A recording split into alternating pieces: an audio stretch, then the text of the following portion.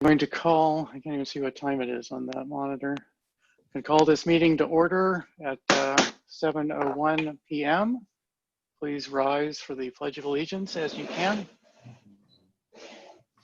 Oh, what is going on? I pledge allegiance to the flag of the United States of America and to the republic for which it stands, one nation, under God, indivisible, with liberty and justice for all. Please remain standing for a moment of silence or a silent prayer as your conscience finds appropriate.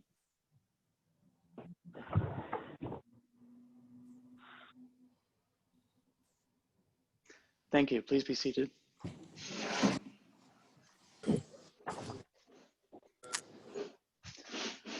I will just note for the record before we get to the agenda that currently in attendance are myself, Councilmember Aaron Foe, Councilmember David Lingua, Councilmember Hala Myers, Councilmember Christopher Henry, Ward 4. So Ward 4, 2, 3, 4, 6, and myself are in attendance. Members of the council, you have before you an agenda. Are any changes required to the agenda?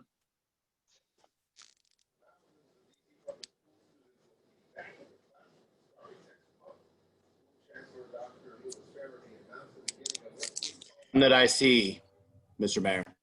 Okay, I have one. I'd intended to send out the application for the alternate member of the Ethics Commission. I'd like to give the council a chance to look over my nominee's application. And so I would like to delay that till next month. I don't think there's an emergency there. So I think we can just remove item number 1 under new business. Any other changes? Did we receive a fire department report? I did not. No, sir. Okay, then we'll remove that. We can just skip that when we get there in case someone from the fire department arrives. Okay, with the change of removing item 1 under new business, may I please have a motion to approve the agenda as amended? Motion to approve the. He beat me to it. I will say that the motion went to Councilmember Lingua and seconded by Councilmember Foe. Is there any discussion of the agenda? Any public comments? We'll do a roll call vote. I have to get to where I can actually see the list here. Councilmember Dixon, have you arrived? Are you present? There you are. I can barely hear you. If couldn't hear you at all. Aye. Thank you. Councilmember Foe? Aye. Councilmember Lingua? Aye. Councilmember Henry?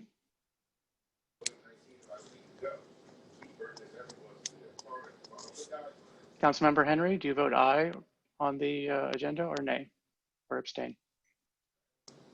You're muted at this time. Thank you, Councilmember Henry. Thank you. Is Councilmember Richardson in attendance? No. Okay. Councilmember Mayers? Aye. I abstain. The motion passes 5-0-1 if I'm counting correctly. So we have 2 presentations this evening, or proclamations, and I'm going to start with the recognition of Hispanic Heritage Month, and I'm going to start off in Spanish today since it's Hispanic Heritage Month. Proclamación. Considerando que la celebración de la Semana de Herencia Hispana comenzó bajo la presidencia de Lyndon Johnson en 1968 y fue ampliado por el presidente Ronald Reagan en 1988 para cubrir un periodo de 30 días que comienza el 15 de septiembre y termina el 15 de octubre. Y considerando que el Mes Nacional de la Herencia Hispana es una oportunidad para celebrar las ricas tradiciones culturales y honrar los logros importantes de nuestras comunidades hispanas y latinoamericanas, y considerando que los hispanos han participado a lo largo de la historia de los Estados Unidos en el apoyo y defensa de los principios e ideales sobre los que se fundó este país, y considerando que los hispanos han hecho contribuciones significativas en todas las fases de nuestra vida económica, social, cultural y política, y por cuanto nuestra comunidad ha encontrado fuerza en la diversidad de nuestra gente, con fe y pasión, una sólida ética de trabajo y una profunda devoción por la familia, la comunidad hispana ha ayudado a llevar adelante nuestro legado como un símbolo vibrante de oportunidad para todos. Y por cuanto nosotros como comunidad y como gobierno estamos orgullosos del enriquecimiento cultural traído por la diversidad de la población hispana. Ahora, por lo tanto, yo, Alan Thompson, alcalde del Ayuntamiento de Riverdale Park, por la presente proclama el periodo del 15 de septiembre al 15 de octubre de 2020 como el mes de la herencia hispana. Hago un llamado a todos los funcionarios públicos, educadores, bibliotecarios y todos los estadounidenses para que celebren este mes con ceremonias, actividades y programas apropiados. And now in English, proclamation. Whereas the observation of Hispanic Heritage Week began under President Lyndon Johnson in 1968 and was expanded by President Ronald Reagan in 1988 to cover a 30-day period starting on September 15th and ending on October 15th. And whereas National Hispanic Heritage Month is an opportunity to celebrate the rich cultural traditions and honor the significant achievements of our Hispanic and Latino American communities. And whereas Hispanics have participated throughout the history of the United States in support and defense of the principles and ideals upon which this country was founded. And whereas Hispanics have made significant contributions in all phases of our economic, social, cultural, and political life. And whereas our community has found strength in the diversity of our people, with faith and passion, a strong work ethic, and deep devotion to the family, the Hispanic community has helped to carry forward our legacy as a vibrant community symbol of opportunity for all.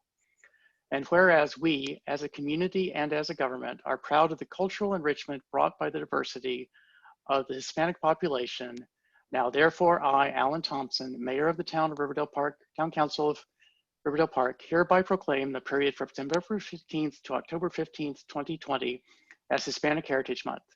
I call on all public officials, educators, librarians, and all Americans to celebrate this month with appropriate ceremonies, activities, and programs. And I will digitally sign, and we can make it available on the website shortly. The other proclamation this evening is for Domestic Violence Awareness Month. And I'm hopeful that that will show up on one of my screens shortly. I'm going to do English first this time and then switch back to Spanish. Proclamation. Whereas domestic violence is an epidemic affecting individuals in every community, regardless of age, economic status, sexual orientation, gender, race, religion, or nationality. And whereas domestic violence remains a major public health, social justice, and human rights issue requiring particular attention. And whereas the COVID-19 pandemic and the related stressors and isolation have led to a dramatic increase in domestic violence. And whereas there is an urgent need more than ever for communities to get involved by increasing awareness of domestic violence, supporting organizations that support victims of domestic violence, and promoting efforts to eliminate domestic violence in our community. And whereas the wide prevalence of domestic violence compels all of us to come together and get involved as a coordinated community to end the abusive violence in our relationships, in our families, and in our community. And whereas Domestic Violence Awareness Month provides an excellent opportunity for residents to learn more about preventing domestic violence and to show support for the numerous organizations and individuals who provide critical advocacy services and assistance to victims. Now, therefore, be it proclaimed by the Mayor and Council of the Town of Riverdale Park, Maryland, that the month of October is recognized as Domestic Violence Awareness Month. Residents of Riverdale Park are urged to work together to spread awareness of domestic violence and to wear purple or illuminate their homes with purple light as a visible sign that our community supports those who are impacted by domestic violence. And now in Spanish. Proclamación. Considerando que la violencia doméstica es una epidemia que afecta a los individuos en todas las comunidades, independientemente de la edad, situación económica, orientación sexual, género, raza, religión o nacionalidad, y considerando que la violencia doméstica sigue siendo un problema de salud pública, justicia social y derechos humanos que requieren atención especial, y considerando que la pandemia del COVID-19 y los factores estresantes relacionados y el aislamiento han provocado un aumento dramático en la violencia doméstica, y considerando que hay una necesidad urgente, más que nunca, para que las comunidades se involucren por aumentar la conciencia de la violencia doméstica, apoya a organizaciones que apoyan a víctimas de la violencia doméstica y promover esfuerzos para eliminar la violencia doméstica en nuestra comunidad. Y considerando que la amplia prevalencia de la violencia obliga a todos a unirse y participar como un esfuerzo coordinado de la comunidad para poner fin a la violencia abusiva en nuestras relaciones, nuestras familias y nuestra comunidad. Y considerando que el mes de concientización sobre violencia doméstica proporciona una excelente oportunidad para los residentes aprender más sobre prevención de la violencia doméstica y mostrar apoyo a las numerosas organizaciones e individuos que proporcionan apoyo crítico, servicios y asistencia a las víctimas. Ahora, por lo tanto, ser proclamada por el alcalde y el Consejo de la Ciudad de River Park, Maryland, que se reconoce el mes de octubre como mes de concientización sobre violencia doméstica. Los residentes de la ciudad de Riverdale Park se insta a trabajar juntos para difundir la violencia doméstica y usar ropa color morado o iluminar sus hogares con luz morado como un signo visible que apoya a nuestra comunidad, quienes se ven afectados por la violencia doméstica. Thank you very much to the town staff for drafting those statements. Very much appreciated, and I look forward to signing them and making them publicly available. The next item on the agenda is my report, so I don't even get to catch my breath. I'm going to be again focusing on some of the issues that have been affecting our town significantly over the last few months. Several months in the case of the COVID, the flood of last month occurred less than a month ago, and the COVID-19 pandemic. The flood I spoke about last month, and I've learned a lot more. Many things have come to light in that time, and we will be taking action later this evening on writing a letter to the county executive.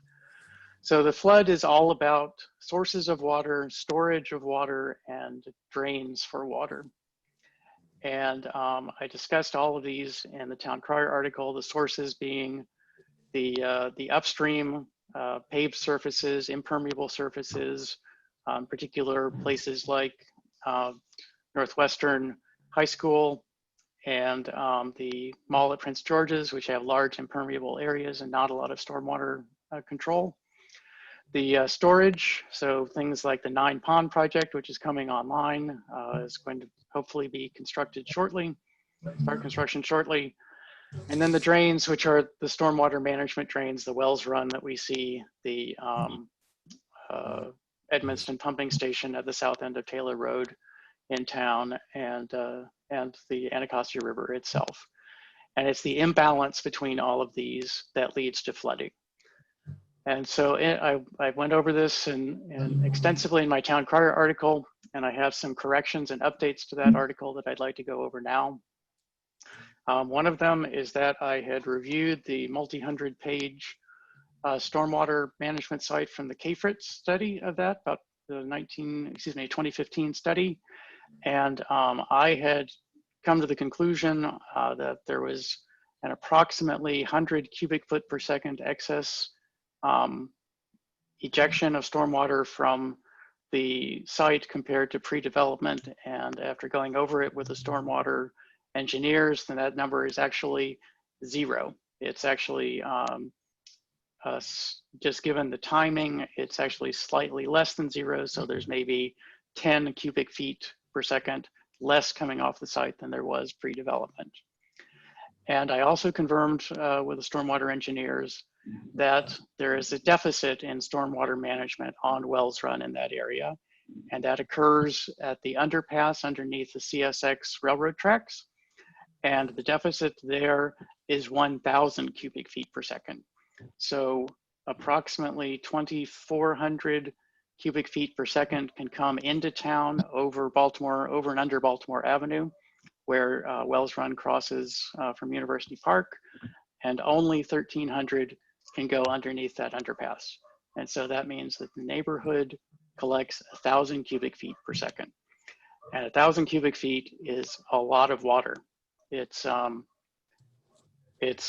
know, a 10 by 10 by 10 foot cube. So it's, you know, the size of my living room, give or take a little bit.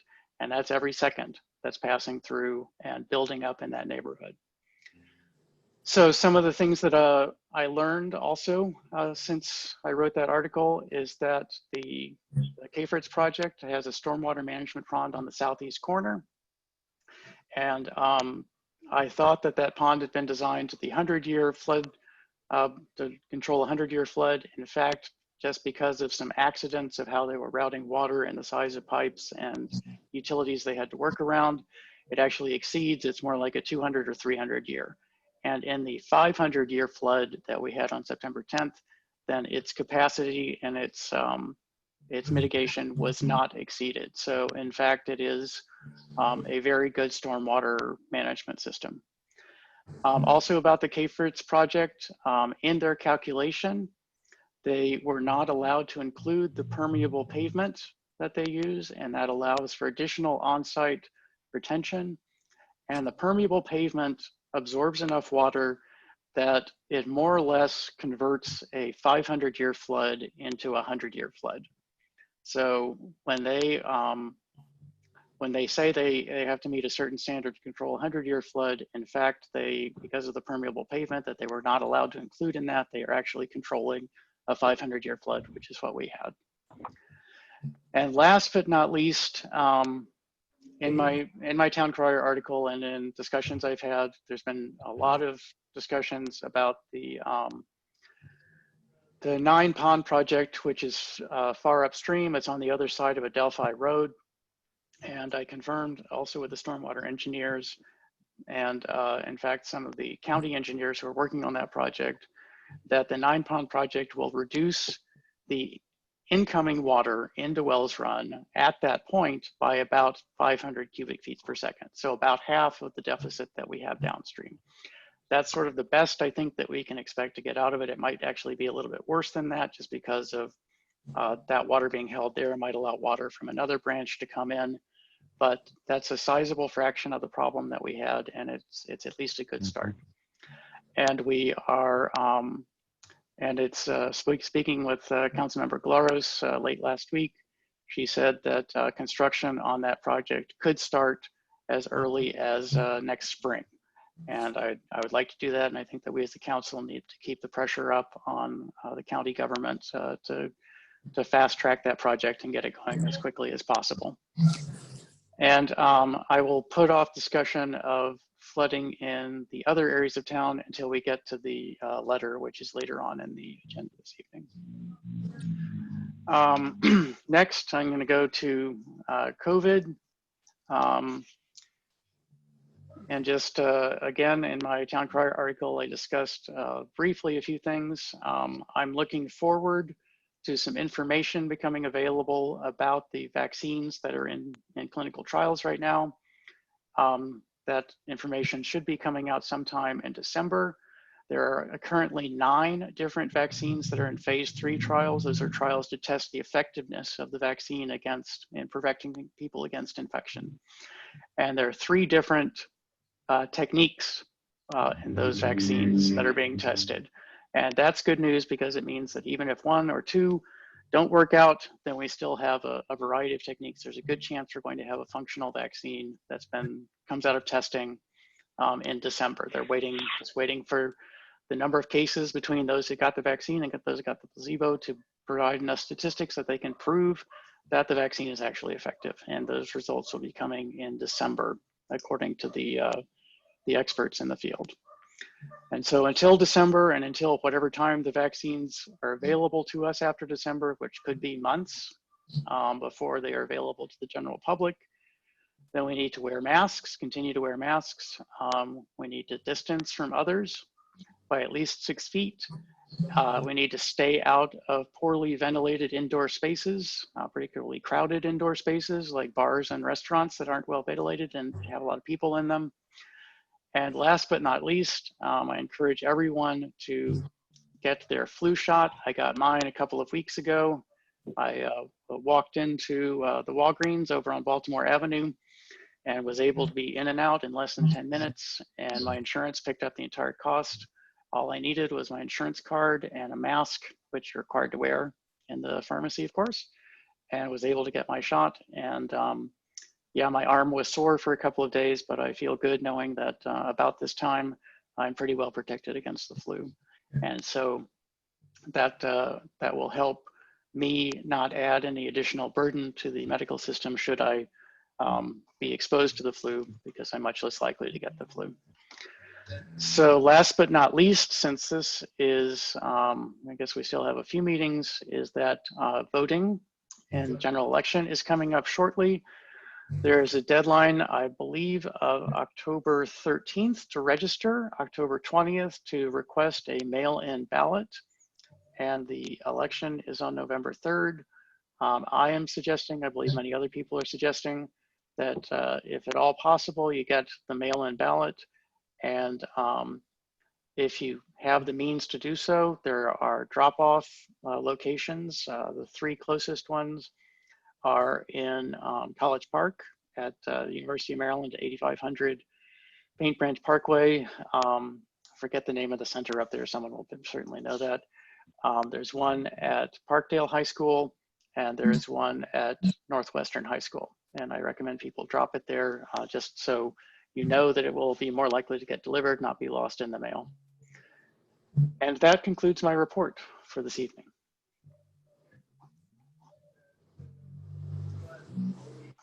Any questions, or shall we move on to the town manager's report? Mr. Mayor, just a comment and question, if you don't mind. Of course. Tim Henry. So on the, I know we had a significant amount of rainfall in the last month or so, and specific to our area here in Madison Hill, the townhomes, while not affected with flooding, but there was affected by a lot of downpour on the townhome section, and the HOA is looking to come up with some type of water draining, putting rocks down to try to abate that type of water flow and soaking up and degrading the actual land over there in the townhomes. As far as the single family homes, there's been no reports as far as flooding goes. I think that has to do with because we're kind of up high and the water flows down. I will tell you that I did see some flooding in the parks area, but it wasn't effective on the single family homes. It was pretty much affected on the backside of the homes of the residents on the Silk Tree Drive corridor, but in the back, definitely there was some overflooding there, and which seems to be occurring over the periods of time. I've noticed that flooding occurs whenever we have a high downpour of rain, but it quickly evaporates into the ground as soon as the rain has then receded. On that, the question that I have regarding COVID, would you be able, do you have a statistical number of people that are affected in the town? The number who have been infected? Affected by COVID? I don't have anything in the town. I have, the best I can do is the zip code. And okay. that is, I think it's up to around 1,100 at this point. Okay. I haven't looked. Those were affected. Any deaths on that number? Yeah, Yeah, the deaths are not reported by zip code by the state. However, I know of at least 15 just that I've heard about in the town, many of those in a senior center. And so those are the numbers that I have at this time. Again, the state is very careful with the data, and they have not released the deaths by zip code, just the diagnoses. Okay. All right. Thank you for that. Of course. Any additional questions or comments, or should I move on to the town manager's report? No question. Okay. Mr. Town Manager. Good evening, Mr. Mayor and members of council, members of the community and the staff team. I will be relatively brief this evening. A few things to note. The town of Edmundston has coordinated a meeting. It will be a virtual meeting through Zoom on the 7th at 5 p.m. And the meeting is with the Deputy Director of the Department of Public Works and Transportation with the county. And the topic is the Edmundston pumping station. So there's that meeting. Ms. Barnes will ensure that the link for the Zoom is sent out to the council, and we can also put that on our website and through our social media platforms. On the flooding, the Department of Public Works is continuing to pick up items that were destroyed by the recent flash flooding in the areas that were affected by flooding, and that goes through this Friday. Councilmember Lingua, I don't know if you plan on speaking on the CCAR tree program, but I did want to mention that CCAR, which is the area CDC that the town supports, has a free tree program, and there's information on our website about that program. The October Crier is available. That too is up on the website.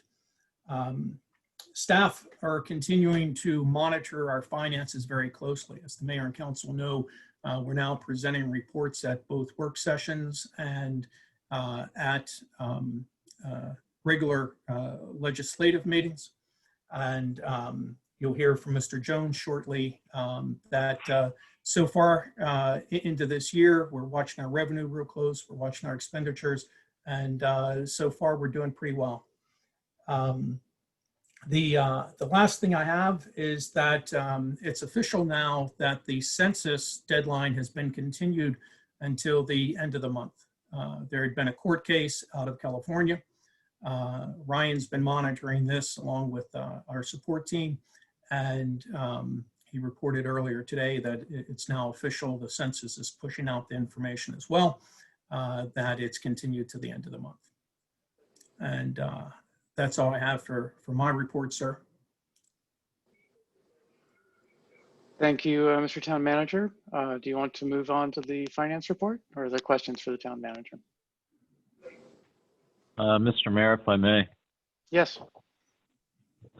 Mr. Lestitian, I have a question regarding the meeting of last Monday with the residents down on Longfellow regarding the stormwater management plan that we talked about at the work session. And Yes, sir. I was wondering if you had any update on that. Ms. Lewis is online, and she coordinated that outreach. I would ask her to provide you with an update, sir. Okay, good evening, everyone. Actually, the meeting was attended by the residents of 4705 and 4709 and 4817. I believe that resident attended the council meeting when this issue was discussed. Based on the discussion at the council meeting, by the time we got to that meeting, the engineer had some suggestions for how to better ensure that stormwater drains from 4705 effectively to the infrastructure being built on 4709. And there was conversation with the resident at 4817 about whether to retain inlet 3. Since that meeting, I have met with the engineer and the county staff from the Department of the Environment, and there's now a proposal to put a storm drain or line, put a storm pipe on 4705 to assist the drainage to 4709. And of course, you heard from the engineer what the detail is from there. The flow Right. go into an inlet at 4709, and there's a 15-inch pipe that would extend from that inlet to an inlet on the other side of Longfellow. On the issue of the abandonment of inlet 3, the county supports proceeding with that abandonment. The engineer, I think, is confident that the gutter pan and the depth there at that curb will allow the discharge from 4817 to continue to discharge into the gutter and flow into inlet 4. And so we need to loop back with all the residents on these final decisions by the county staff. And at that point, we can move ahead with an amendment to the municipal participation agreement that will increase the budget as well as extend the timeline to actually construct the project. So I believe the residents will be satisfied with the recommendations that have been made and agreed to by the county. And we'll get that input at a follow-up discussion. Okay. Do we know what the additional amount will be and what the additional time will take? Well, we still don't have answer the second part first. We still don't have a sense of timing. I had an email conversation with the engineer and county staff actually on Saturday morning in terms of the next steps.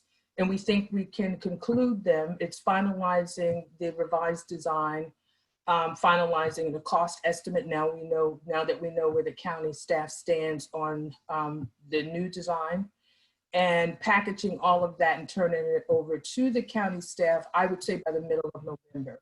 What we don't know is what the timeline will be for the amendment or addendum to our contract with the county to be signed. It is really difficult to get a response on that.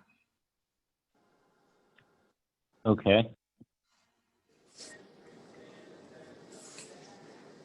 So we'll push it All right. through, Well, and we have an opportunity. please do push it through.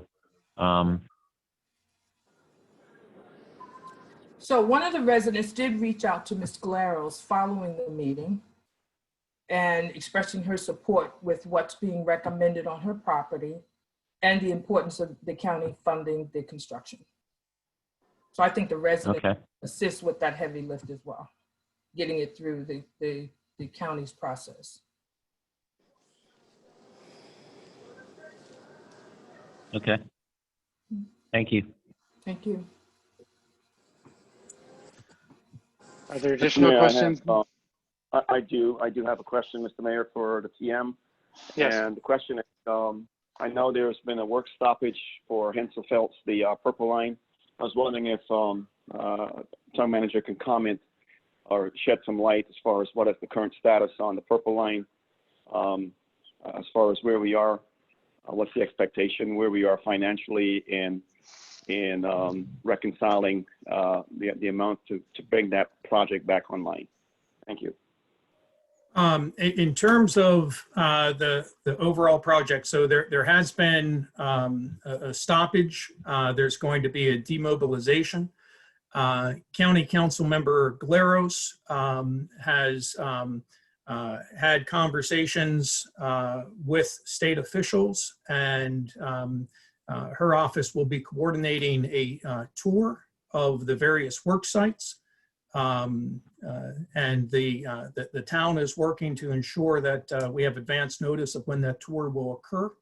And we will share that information with the council if the council wishes to to attend that, since we have the two stops in town. I mentioned or Mr. Jones did actually at the work session, in terms of our receivables. At the time, we had $268,000 in receivables from the Purple Line. And since over the last 2 weeks, we have received those funds. And that is for business personal property. And so we're not anticipating an immediate impact on town's finances. The state is saying that they are going to ensure that they're taking over this project. I have concerns, I think the same as many folks in the community, and I would imagine here on this council, have about the state taking over a project where they are now needing to coordinate hundreds of subcontractors, and being able to navigate that, the impact that it will have on development, redevelopment along Kenilworth, and where the state will get the money from to keep this moving. So lots of concerns. I think time will only tell. I am still hopeful, and my professional opinion is it would be best if the state worked out an agreement to keep the current partners in place. That seems very unlikely, but I think that's the best way to control cost, as well as to ensure that we have a project that's completed somewhat in the immediate future. Switching this, sir, frankly, I think pushes the project out several years. And I think that I know Mr. Shelton and I have discussed this at length, and we're both concerned about the impact on development, especially in the Discovery area, the Discovery District area. You'll see it. You don't know about what I've been doing. I'm getting some feedback there. Mr. Mayor, if you would ask council members or members who are listening on to please mute their mic. Thank you, Mr. Town Manager, for that. Do you have determination as far as when it will be determined whether the state takes it over or whether it goes back to Hensel? I do not, sir. And I think that's the $64,000 question. Or in this case, $5 billion question, in terms of when this is going to be worked out. But it's in the state's hands, and it's a huge concern for the town, for the future of the town's success, I think, in terms of keeping a diversified, accessible tax base, which lowers the tax burden on our residents by having a stronger commercial base. So this project means a lot, and so we'll see how it progresses. But that's my take on it. Okay, thank you for that, Mr. Mayor. Just one more comment I want to bring to the attention of residents and people that travel early in the morning on 450. What I've noticed is that I don't know if this is retaliation due to the project being on a holding pattern right now, but at 4 o'clock, 4:30, anywhere between 4 and 4:30 in the morning, I am noting that someone is dumping trash on 450, and that's just one single path of passage getting up to Annapolis Road right there, and it makes it very difficult with people just throwing trash. They're throwing trash on East-West Highway. They're throwing trash on 450, and this has happened 3 times so far. And I've noted that since the stoppage of the work flow on the Purple Line, this has occurred. Is there anything that we can do to investigate who this perpetrator might be that is causing this much havoc in the morning? At 4 o'clock in the morning when you're traveling, it's very dark. You can just about barely see in front of you, and you're running into trash bags and dead animals at times as well too. Now, when I come back in the afternoon, it's cleared up, but for traveling early in the morning, it makes it very treacherous. Is there anything that can be done to try to abate this type of erroneous behavior? Chief Morris, are you on with us now?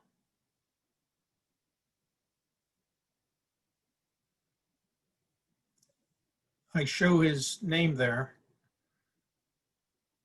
Chief? Hey, TM as well too. We have a police department. The Prince George's Police Department has an outpost right there at 450 at the junction of East West and 450 Veterans Parkway. Maybe if we were to reach out to them to do some type of surveillance, it's not determined as far as what day they do it. It just is very haphazard. It is not consistent. It is dynamically done, so it is hard to gauge when this could occur. But it does occur, and it does create problems for drivers on that roadway at that time in the morning. Okay, Colonel, are you able to comment on that? Yeah, I'm sorry, and I'm at the firearms range, so we just ceased fire here for a second. I'm not up to speed on the conversation. If you can fill me in, I apologize. An ongoing littering complaint in the roadway at 450 and 410, I believe. That's correct. It's on the Veterans Parkway, Chief, going up towards the light, going towards Annapolis Road. Yeah, so that's one that's outside the town. That's in the unincorporated area, and if my memory serves me correctly, that's a lot of Purple Line construction down around in there. Correct. So I'm not I can't speak intelligently about the problem. I apologize. Is it something, Colonel, that we could pass along to the county to take a look at? Yeah, certainly. I come through that way daily, so I mean, I can take a look. I don't typically, pay attention to areas that are outside the realm of our responsibility, but I can take another look at it and then get back to you and see what we can do. Thanks, Colonel. Yes, sir. Thank you much. Okay, any more questions for the town manager? Or are we ready to move on to the finance report? Silence I don't means have any more finance.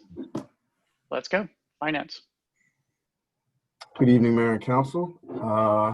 As far as the finance report goes, I will be covering the revenue and expenditures for September FY 2021. In the last session, we did cover a good amount of this, but this is the final September. John had previously mentioned about the revenue, the 286 in personal property tangibles. So that is going to be included in this figure, which does put us a little bit higher than previous fiscal years. So for September FY 2021, revenue came in at $973,919 with expenditures of $452,000. Leaving us with a surplus of for the month of $521,000. In the previous fiscal year, we brought in just $516,823 in comparison, but our expenditures were higher at $506,000 with a $10,000 surplus. So with that said, our expenditures are lower than the previous fiscal year. We've been monitoring our expenditures, as John had mentioned previously. But for our revenue, our real estate is actually real estate taxes. So I'm sorry, let me start by saying our local taxes overall, they are higher than the previous year.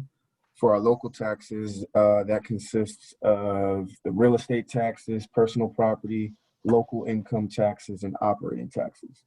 So in that particular category, our real estate is actually up $70,000 in comparison to the last fiscal year, with our local income tax is actually up 40. So between those two, we're actually up roughly $110,000. That also includes the personal property tax, which John had mentioned previously, and I had kind of covered a little bit in the previous presentation. So that consists of the purple line, which we're monitoring right now. So if we were to actually back that figure out, we'd be roughly around 687,000, which puts us more in line and closer to what we've done in previous years. Also, another area that we've actually received a little bit more money in previous years was our speed camera revenue. Speed camera revenue that we brought in was up roughly $40,000 in comparison to previous years. With COVID, we've seen less traffic, more speeding, so our revenue for the speed cameras has actually been up as well. So if we look at the total year to date for FY 2021, we are in at 1,464,000 with expenditures of 1,392,000.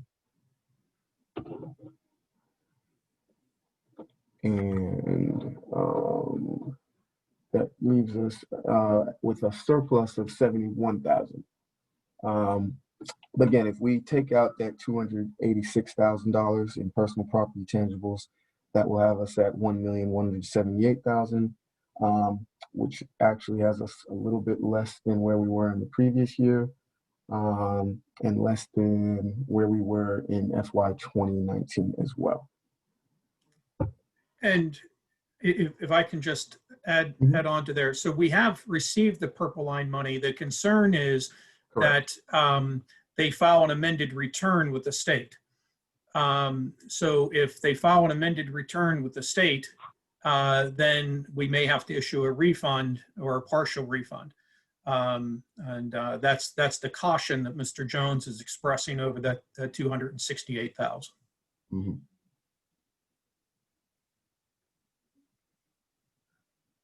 Okay. Any questions for Is Mr. that Jones? Or go ahead. If I may, Mr. Yes. Well, generally about that, is it likely that that we will be having to make a refund? I don't know, sir. We are progressing cautiously. I think it's possible that we may have a partial refund to make, but it's all going to depend on what happens with the project and how quickly that happens. So for now, we have the cash on hand, but we're while it's reflected in the numbers, staff aren't relying on it to pay the bills. Okay. Okay. Okay. Thank you. Thank you. Any further questions, or are we ready to have a motion to adopt?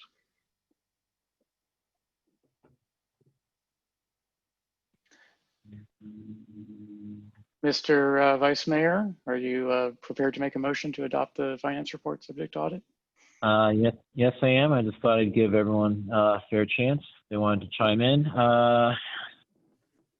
In the case that it is, a motion to adopt the finance report subject to audit. Is there a second to the motion? Seconded.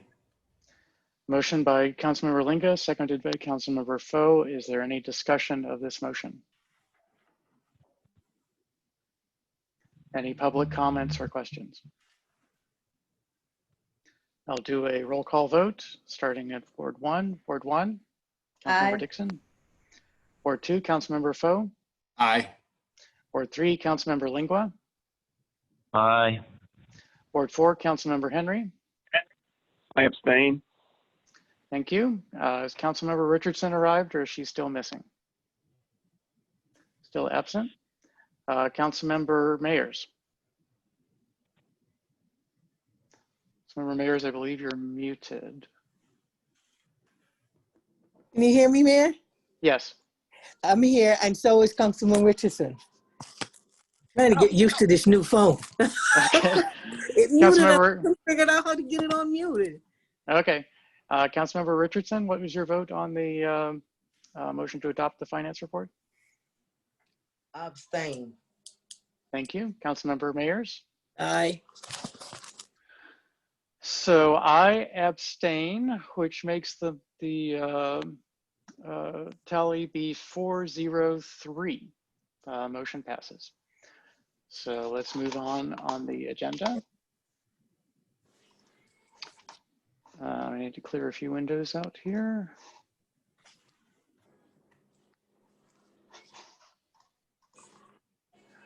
Next item on the agenda is the correspondence summary. Everyone should have a copy of that.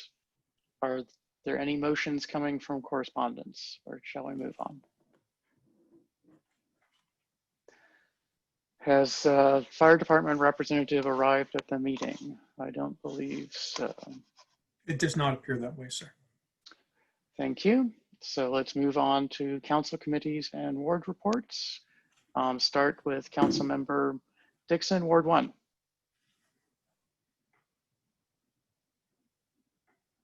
Thanks, Mr. Mayor. I will keep it somewhat brief. I just wanted to add, Mr. Mayor, I know you said that October 13th was the deadline to register to vote, and that Tuesday the 20th is the deadline for the mail-in ballot, but I just also wanted to mention that October 26th through Monday, November 2nd is the time period for early voting. Thank you. And as long as you're mentioning that, I believe the 13th is the deadline for registering to vote through the mail, but that you can register same day to vote at the polls. Right, that is true. So thank you for that clarification. I put it in the mail. I opted to mail mine.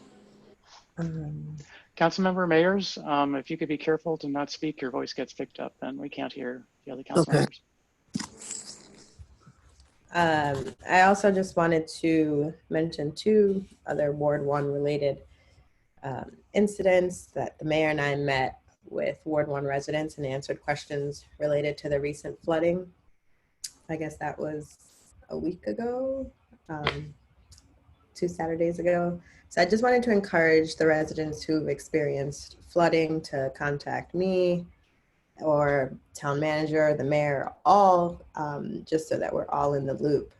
If you've experienced any flooding and we aren't aware of it, last week I received an email from a resident just south of East West Highway who said that they had flooding. And I'm not sure, Mr. Mayor, if Mr. Town Manager, if we've received any additional complaints of residents south of East West in Ward 1 who had any flooding issues. I know that we've been focused on those north of East West Highway. So I encourage residents to let us know so that we can fully know the breadth of the issue that we're dealing with.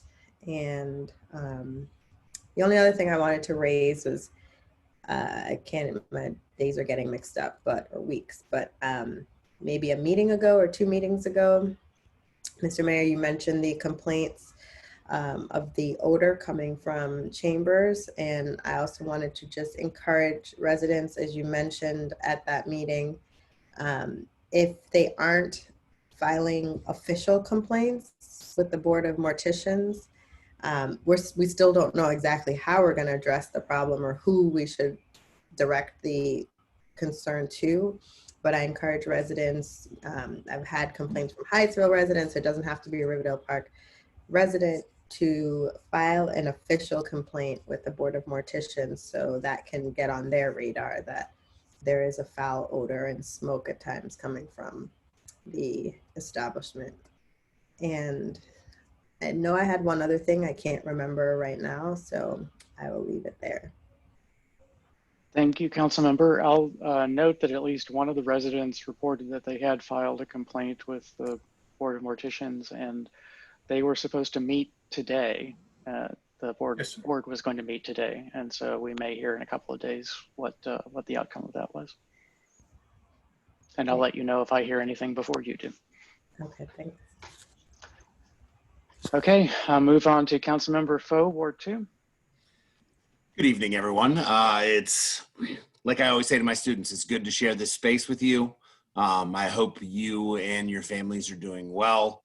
Over the years, you are a group of people that I have come to care for, and I just hope that this time finds you getting by. Whole lot of redundancy from me tonight, which happens a lot when the mayor comes from Ward 2. Thank you again, Mr. Mayor. I know this is a running joke now, but you frequently steal not only my content, but you provide better content. So thank you for that. I want to remind everybody to get out and vote. It is not necessarily our duty as citizens, but it should be something that we're taking advantage of. Mara and I were able to get our absentee ballots last Wednesday, talk about the specific bond issues, research judges up for re-election. I find it to be a very informative way to vote. In that very same afternoon, we were able to go to the drop box at Parkdale High School. There was a security guard right there.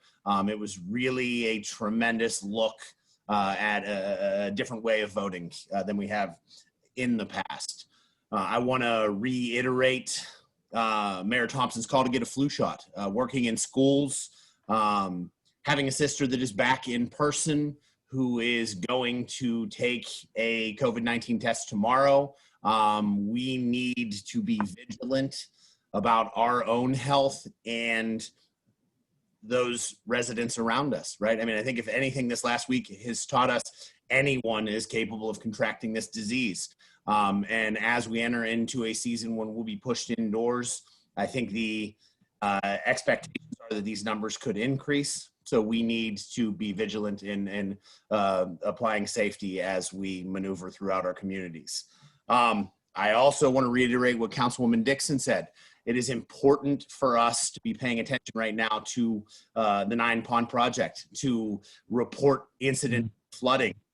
We need to raise the alarm on what is happening to our community.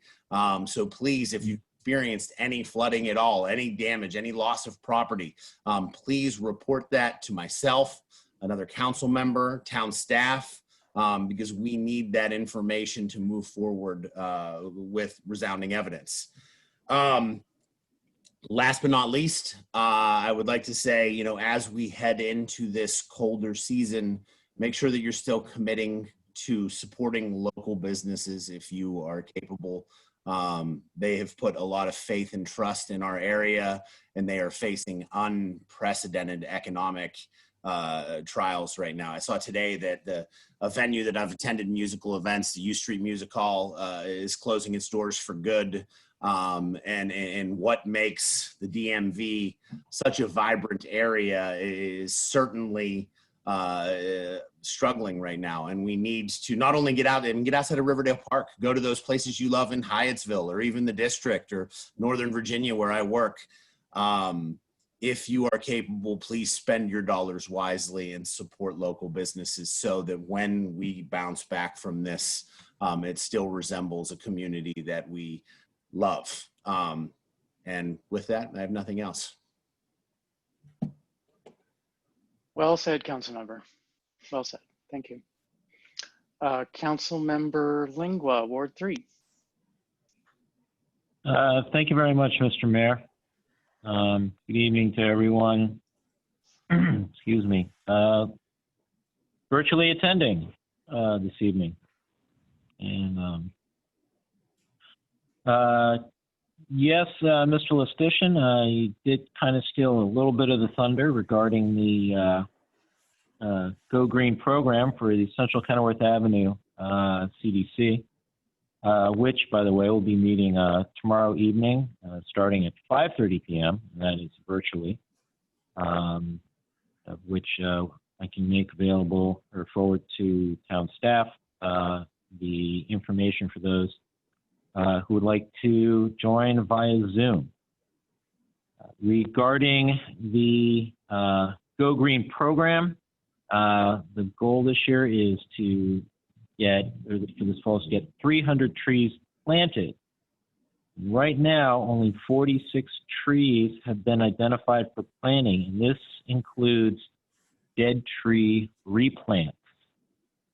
So anyone out there, council members, if you know anyone who is considering putting a tree in their yard and they'd like a tree for free, this is a grand opportunity to do so because they would like to meet that goal before the bad weather sets in. They're hoping to have everything in the ground by around mid-November. So if you do know of anyone or you want to make them aware, please let them know to go to the ccarcdc.org website and they can find out more. Regarding the Greater Riverdale Cares and Route 1 Communities Care Program, 500 local restaurant meals are scheduled for delivery this week. 9 restaurants are participating in the restaurant meal program. A $10,000 grant was received from the City of College Park.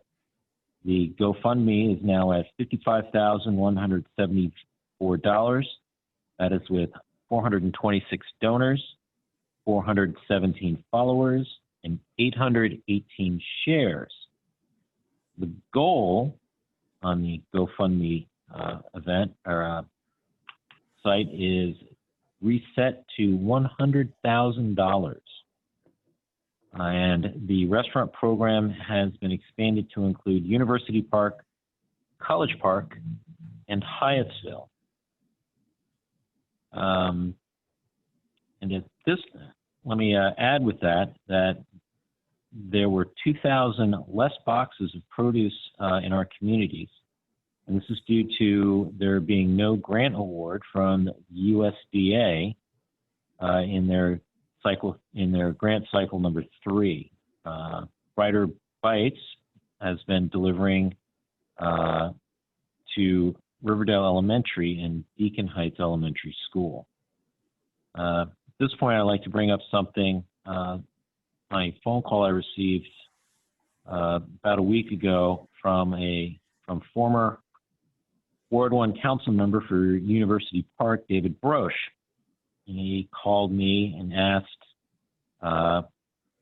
about the town considering donating $10,000 to the Greater Riverdale Cares Route 1 Communities Care program, as College Park has done, and I believe as University Park has done. And my understanding from Mr. former Councilmember Broche is that Hyattsville was going to be doing the same thing. Whether or not they did, I do not know. This is something that I wanted to bring up under new business for discussion to get a sense of the council and as well as from staff, if this is something that the town would like to pursue or if it is able to pursue. In other news from the CDC, there's a new project that the introductory meeting will be held this week, and that is the Better Blocks Placemaking Opportunity in partnership with Maryland National Capital Park and Planning Commission. I know this is something that had been talked about before. I am unaware if anyone from staff is going to be joining that meeting, be that via Zoom or I'm not sure which application they'll be using. I know I'm going to try to join that meeting if possible. I think it's something that would be good for us to get involved with Park and Planning and the CDC, as it'll be essentially helping areas in town as well as areas just outside of town as well. Excuse me. CDC has also been awarded a $30,000 grant from the non-departmental council grant. This is something that they were required to file an application. Also, they submitted a Healthy Food Financing Initiative grant, and they are requesting $237,000 to develop and implement a Sarvis mobile food pantry that will serve 11 communities within Greater Riverdale, which will include Town of Riverdale Park. I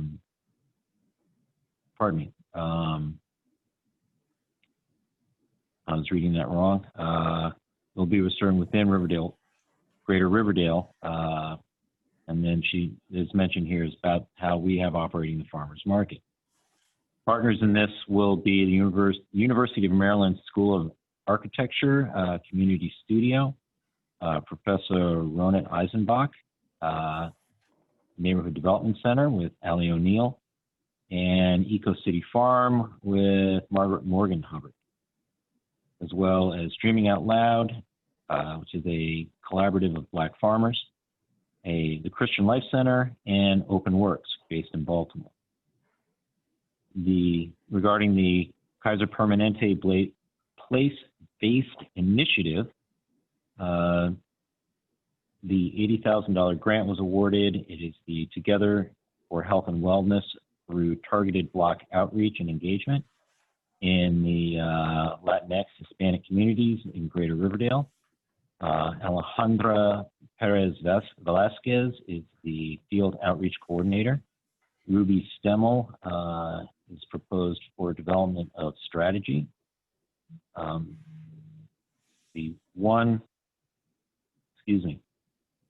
There was an award from Kaiser through Maryland Nonprofits to the CDC. It was chosen one of 5 organizations to participate in a capacity building cohort. Working on that is AmeriCorps Vista volunteer Emily McGarvey in the Standards of Excellence, Basics, and the Grant Calendar. As well, the CCAR CDC was awarded 2 bonds totaling $125,000. And this was through a bond application submitted in July of 2020 for an award letter. And the estimated completion with inspections for the Sarvis Empowerment Cafe is, this is estimated now, November 2020. The patio permit has been approved and is to be picked up by the CDC's permit expediter. And what they're waiting on now is the grant agreements from Maryland Department of General Services. Regarding the Edmonston Road Raid Garden, they're waiting on the official report. Maryland National Capital Park and Planning Administrative Mandatory Review of the CCAR application, approved with additional documentation, one being the Natural Resource Inventory Equivalency Letter, as well as also the Woodland Conservation Standard Letter of Exemption, and also possibly a soils report. And they're working with SHA for the required follow-ups as well.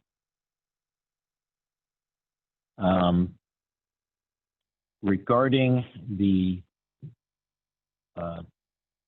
September 10th rain event, which left a number of properties throughout town, especially in Ward 3 near the pumping station, flooded, as well as in other parts of Ward 3. I have spoken with various residents about getting images and any statements they have to the mayor and to staff. I've been asking them to put these onto USBs as well as sending them along. Excuse me. As well, I really would encourage as many council members to be able to attend to attend, in parentheses, the virtual meeting on Wednesday with the people from the county's Department of Public Works and Transportation. My understanding is that it wasn't just the Edmonston pumping station, but a number of others within the area at which there were issues. And I think it is very important for the town to pay attention to what the county has to say regarding this event on September 10th, because more than likely this will not be the last time, and very likely that there will be a time sometime, probably in the not too distant future, compared to previous times, where we will see another event like this again. We had a similar event in 2014. It's now 6 years later, and we have a almost identical event happen essentially 6 years and 3 months later. So I think it is important that we, as was mentioned before, that we keep an active, engaged dialogue with the county regarding stormwater management and their responsibilities to not only the unincorporated areas, but the incorporated areas within Prince George's County. Lastly, we have Halloween coming up on Saturday the 31st. Yet again, we'll have ourselves a full moon. And my question to all of us is how, in the light of the fact that we are in a pandemic, how do we as a town want to approach Halloween? I don't have an answer. I really am not sure what would be best, but I hope under new business we can discuss this as well. And with that, Mr. Mayor, I will conclude my report. Thank you, Councilman. I'll note that Halloween guidelines is number 5 under new business, so it is on the agenda. I must have missed that. My apologies. No problem. Let's move on to Councilmember Henry, Ward 4. Thank you, Mr. Mayor. So I am somewhat deflated with the Purple Line stalling, and I hope that that can get back on track as soon as possible. Understanding what's happening here. I want to say welcome to our new officer, Officer Sunday. I met him in our community, and welcome him and giving him some shout out kudos this evening. And on the water flowing issue, as I indicated earlier in our discussion, that the water flow seems to be impeding on the park side of the rear of the homes for Silk Tree Drive residents. Moving right along, COVID-19 is still here with us, and I want to remind residents to social distancing, wear your mask, wash your hands, and be cognizant when you go out, and don't let your guard down. I want to give out some kudos to Ms. Barnes. She's been phenomenal in this process. She's kept me informed along the way. When I was on vacation, coming back, she's always been providing me information as far as where we are as far as meeting goes, and providing me meeting information along the way. So I really thank her for that. There is a concern in our community regarding, I know that early on, there's a concern in the community regarding sidewalk not being repaired. Early on, we did ask for the sidewalk to be repaired. It's somewhat become even more degraded where the ridge of the sidewalk is causing problems. We have cones up to indicate to neighbors that the sidewalk is been flagged for repair, but I'd like to know more about where we are with that repair. I know that we have repairs for sidewalks that are coming up in in the town. And if the town manager can comment after I've provided my report, that would be great to see where we are as far as getting some of our sidewalks repaired, particularly where it causes the problems for our seniors when they walk in our community, stumping their toe and then tripping up and then further getting injured. I'd like to hear more about that. And then, of course, I always want to thank the police department for their support. Assistant Chief Rosa for her dedication and her support, and feeling a lot of the responsibilities now in our town. I really appreciate what she's doing. The officers are coming around frequently and keeping an eye on our community, and much kudos goes out to that. Also, I'd like to know more about what is our reconstitutional plan for the town of Beverly Park as far as bringing our workers back, whether it be A teams or B teams, on a rotationary basis, 2 weeks on, 2 weeks off, with protectional advisors, but to serve the public nonetheless, just to open up our town to provide the services that we have come so much to be used to.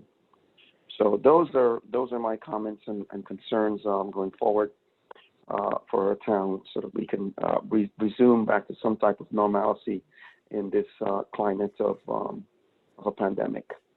You. Thank you, Council Member. Mr. Town Manager, would you like to respond at this time, or later, another time?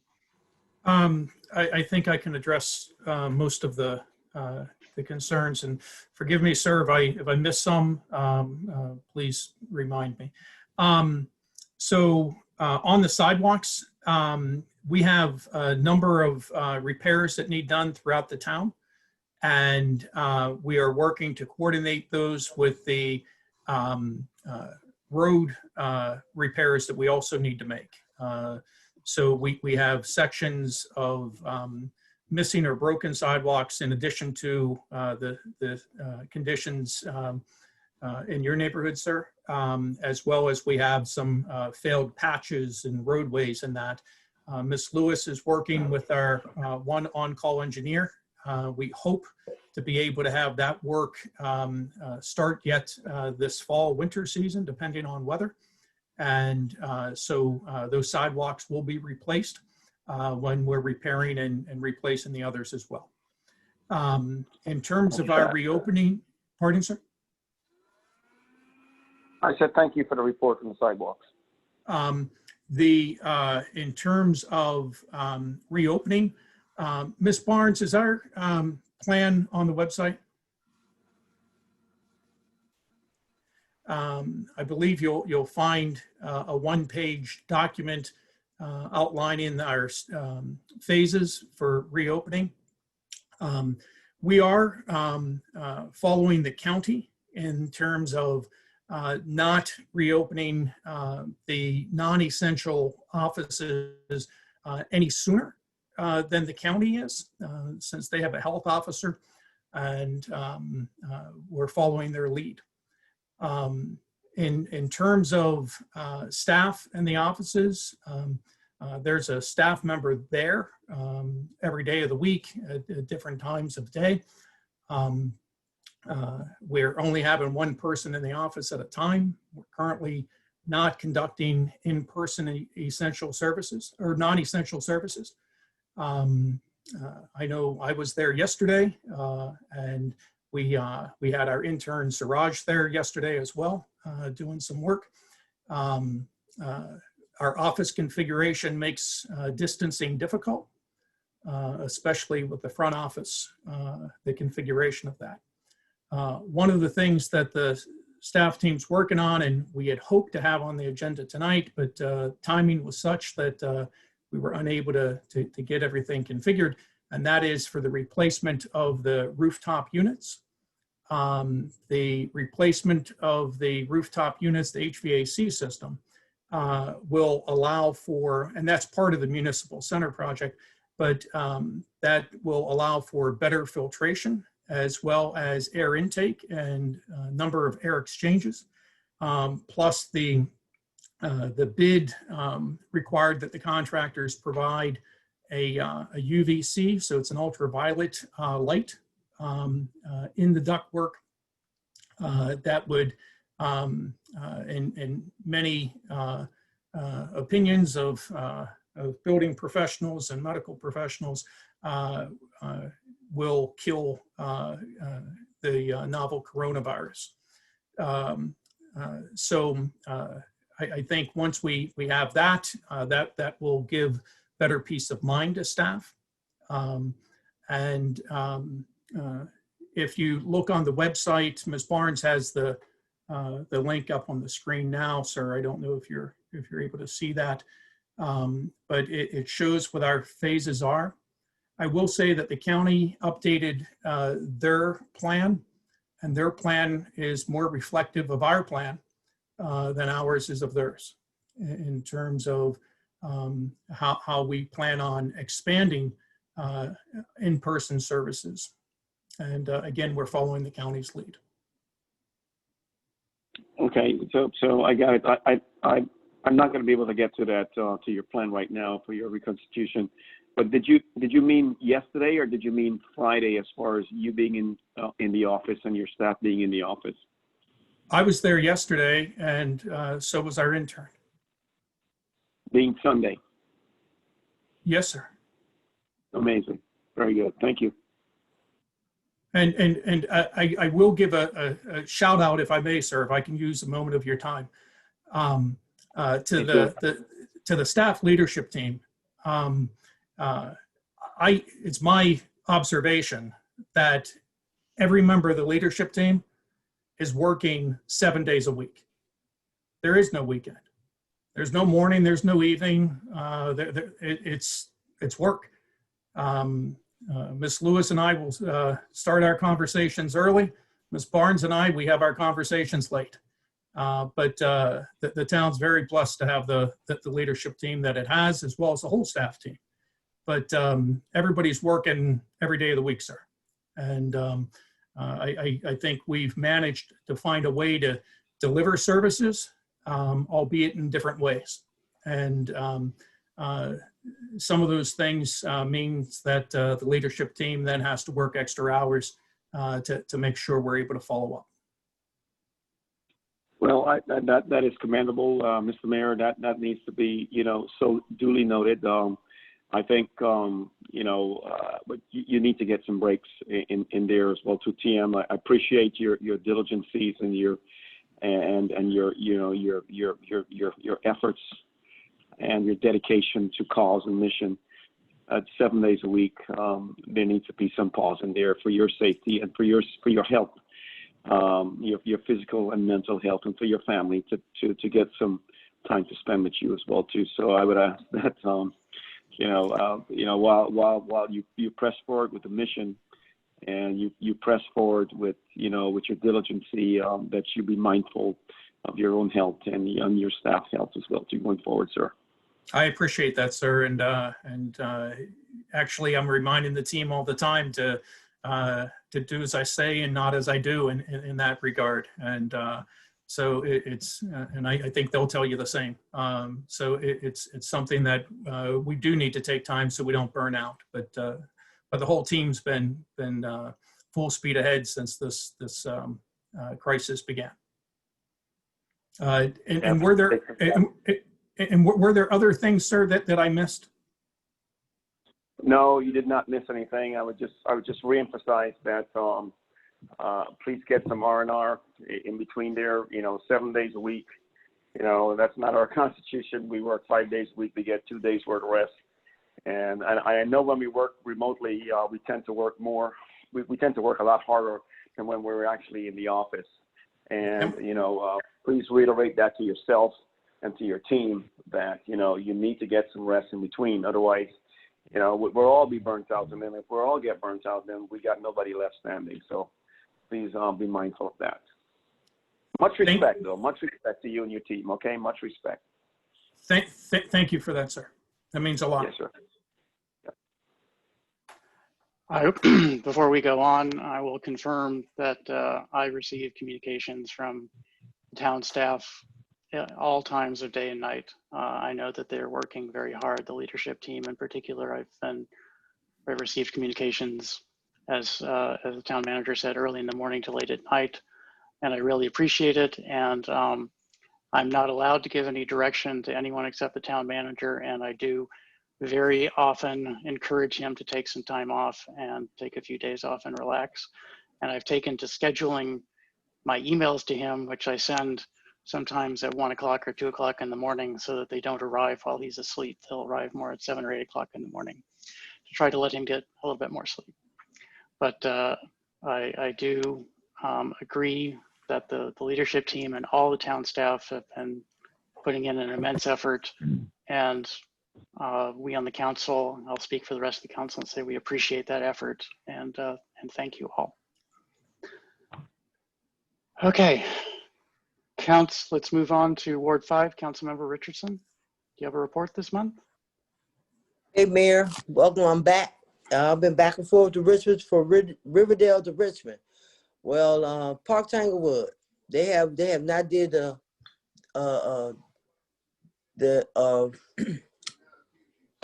duct system. I have asthma real bad. You understand? Everything is unhealthy. We got more mice living in there than anything. As far as the flood, a lot of people suffered in my ward, the houses and everything. I did get my flu shot. I'm fat as a pig. And it's just a lot of things going on, you know. But I'm dealing with it, you know, and I talk to everybody, even though I was gone, I still talked on the phone. You know, was in tune with everything. But I'm glad to be back, and I'm saying hello to all the council members. Hello, Councilwoman. Hello, Hello, Councilwoman. Welcome back. It's Hello, it's very good to hear from you. I would appreciate getting a phone call you said there was flood damage in Ward 5? Yeah, the houses was real bad. You know, a couple of them, I had talked to them on the phone last week, and they got everything thrown out and took on what they had to do because the creek overflowed. Mm-hmm. And a couple apartments in Park Tanglewood, Ravenwood, you know, the lower levels, but they threw everything away. You know, they still got an odor and stuff. And, you know, when I was, back and forth, I came out and talked to them and everything, but everybody's doing the best they can, you know. Everybody's struggling. Yeah. So yeah. The county is trying to get some federal relief dollars, and if the people have in the houses in particular have been severely flooded, then they need to report that through the county so that we can try to get that. But I can talk to you about this offline. Please give me a call sometime soon. We'll talk. I'll probably give you a call tomorrow afternoon. That sounds great. Love to talk to you. I'll be tied up in meetings until about 3 o'clock. So sometime after 3 o'clock would be ideal. After 3 would be fine. Okay, then that's my report. Thank you. Good to be back. Good to hear from everybody. Good to hear from you. Okay, let's move on to Ward 6, Councilmember Mayers. Good evening, Mayor and Council. I don't have any new reports at this time.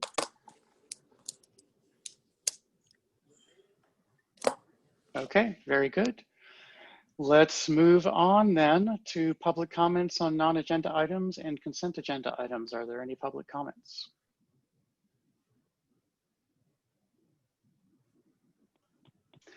I'm not seeing the mute button go off for the members of the public who I can identify. So let's move on to the consent agenda. And I have a motion to approve the consent agenda item, the minutes from the April 7th, 2020 legislative meeting. So moved. So moved. Motion has been made by Councilmember Foe, seconded by Councilmember Lingua. I'll do a roll call vote without discussion as we do on consent agenda. Councilmember Dixon. Aye. Councilmember Foe. Aye. Councilmember Lingua. Aye. Councilmember Henry. Aye. Councilmember Richardson. Aye. Councilmember Mayers. Aye. And I abstain. The motion passes 6-0-1. Let's move on to legislative action items. First is ordinance 2020-OR-13 regarding Juneteenth as a town holiday. May I please have a motion on this agenda item? Mr. Mayor, I move to adopt ordinance 2020-OR-13 regarding Juneteenth as a town holiday. Thank you. Is there a second to the motion? Seconded. Motion was made by Councilmember Dixon, seconded by Councilmember Foe. Is there discussion of this motion? Would you like me to discuss it again? Please do. Mr. Mayor, and again, I'm at one of our last meetings, I can't remember the date, September 25th, maybe. Staff requested and we discussed creating an ordinance to add Juneteenth to the list of current holidays that the town recognizes. And as background, Juneteenth is the oldest nationally celebrated commemoration of the emancipation of slavery in Texas and the United States. Juneteenth is recognized as a state holiday or a special day of remembrance in 43 states and DC. And in 2014, it became a state holiday in Maryland. So the proposal is to add it to our list of holidays so that we can make special, I guess, acknowledgement of the day. Thank you, Councilmember. Is there further discussion of this this motion? Yes, sir. I just want to talk about this for a second because it is where my job begins. For those of you who don't know, I teach United States history from 1865 to present day. And the end of the Civil War is where we pick up. And I've been doing this for 17 years. And I get tremendously excited with the prospect of starting with Reconstruction, America's failed attempt at providing African Americans rights for the first time in this country. Juneteenth is the precipice of the African American experience in this country up to that point. I can only imagine what slaves in Galveston must have felt in 1865 when they found out for the first time that the Civil War had ended and we were moving towards equality as a country. Because as I tell my students, that brief time period from April 14th, Lincoln is assassinated and a racist president, Andrew Johnson, becomes in charge of Reconstruction. And with the emergence of black codes and the Ku Klux Klan, African Americans faced more of the same. And it's a tremendously important time period. And I think that we owe it to our constituents and to our students to celebrate as many of those experiences and holidays as we possibly can, in continuing our effort to promote and provide equality for all peoples, specifically African Americans, in this country, as we are consistently reminded systemic racism starting, in slavery, continuing through Reconstruction, and then, into Jim Crow America has permeated our culture forever. And I think by honoring cultural holidays and by committing to ending those injustices, we are going to start getting the ball rolling towards providing equality towards all. So I just wholeheartedly support this, and I hope that a unanimous council supports it. Thank you. Thank you, Councilmember. Is there further discussion of this motion? Mr. Mayor, if I may speak in this matter as well too, I will tell you that I've been to several countries in Africa, and I've been to the slave castle in Africa, where there was the door of no return, where slaves were departed from Africa and shipped to the triangle state throughout the world. And certainly I've been to the shrine where black folks were enslaved and then shipped off, and some of them, quite a few of them, died in those shrines, less than a cubic foot of 14 by 12, housing hundreds of slaves to be dispersed throughout the world. I look at this as a day of of how we go forward and how we do better for ourselves as an individual and as a person and as a nation going forward. And I think that this day of reconciliation, it's a good thing. I would like to see it being expanded more to all races, not just the Black race, but to all races, to white races, to Hispanic races, to veterans, to Asians, to, all the races that we have in our community, to come together as one and to share our experiences.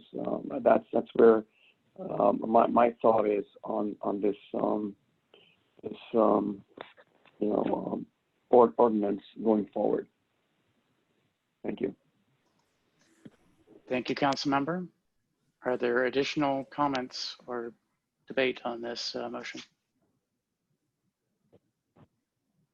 Mr. Mayor, if I may. Certainly, council member. Please speak. The one question I had on this, and it was brought up before, and it still seems somewhat ambiguous with what is presented here, is the observance of Juneteenth, is that going to be, are we going to observe that as a date-specific date, that being 19 June? Or are we looking to do this as a third Monday type observance? I personally feel that it should be date-specific. But I'd like to hear the, sentiment of the council.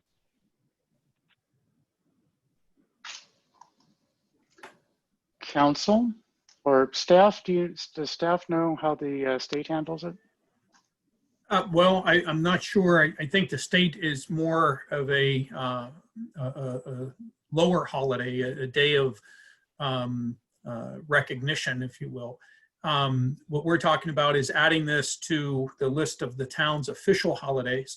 It would be date specific, but it would be much like the July 4th, if you will. If July 4th falls on a weekend, if it falls on a Saturday, it may be recognized on a Friday. If it falls on a Sunday, it may be recognized on a Monday.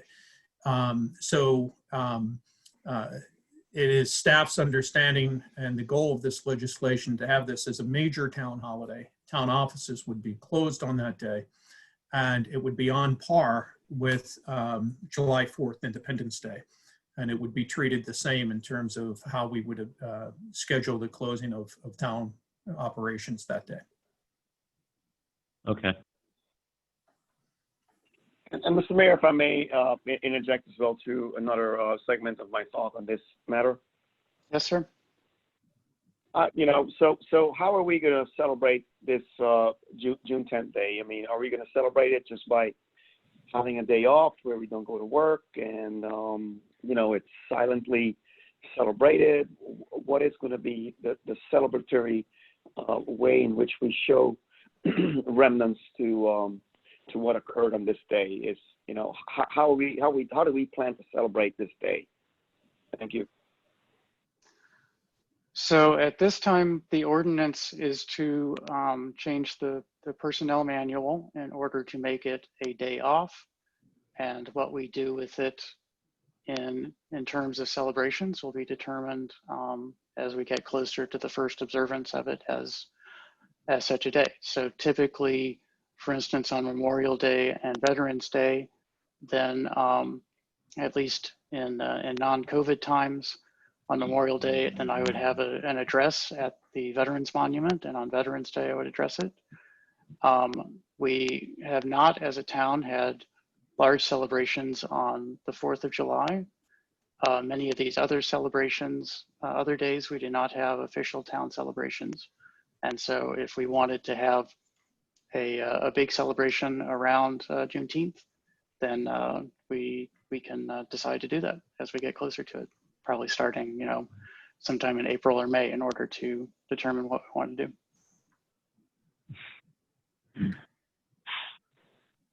Okay, I'd like to hear from the council member that is bringing forward this holiday recognition. What do you want to hear? How do you plan to celebrate this holiday going forward? I think the mayor just explained, just like any holiday, the celebration, whether we have a specific one or it's just observed like holidays like Christmas or New Year's, we can determine that when it comes closer to the date. I don't think that how we celebrate it has anything to do with the adoption of the ordinance. Okay, thank you. Is there further discussion on this motion? I think a way that we could celebrate, and this is just a suggestion to the councilman's question, is I like the idea of a speaker series. Talking about African American history at that time period is remarkably informative. I don't know, I've been watching Reconstruction, African Americans After the Civil War by Dr. Henry Louis Gates, to motivate me into content knowledge that I'm teaching. And I think that just aligning with the university and potentially bringing in speakers is something that we could potentially do to honor that day in Maryland's history. And I think it has the potential to be incredibly powerful, on the site of a former plantation, to be adopting this holiday and celebrating this holiday is truly a 360-degree turn for a town that, 100 and how many years ago? 80 years ago was still using indentured servitude as a means to accomplish tasks. So something along those lines. Thank you, Councilmember. Is there further discussion of this motion? Mr. Mayor, if I may. Yes, Mr. Lingua, go ahead. So am I to take it that there is a consensus that the council is comfortable with this being a date-specific holiday? Yes. I believe that's what I've heard. I haven't heard any contradictory statements. I've heard a lot of how do we want to celebrate as opposed to.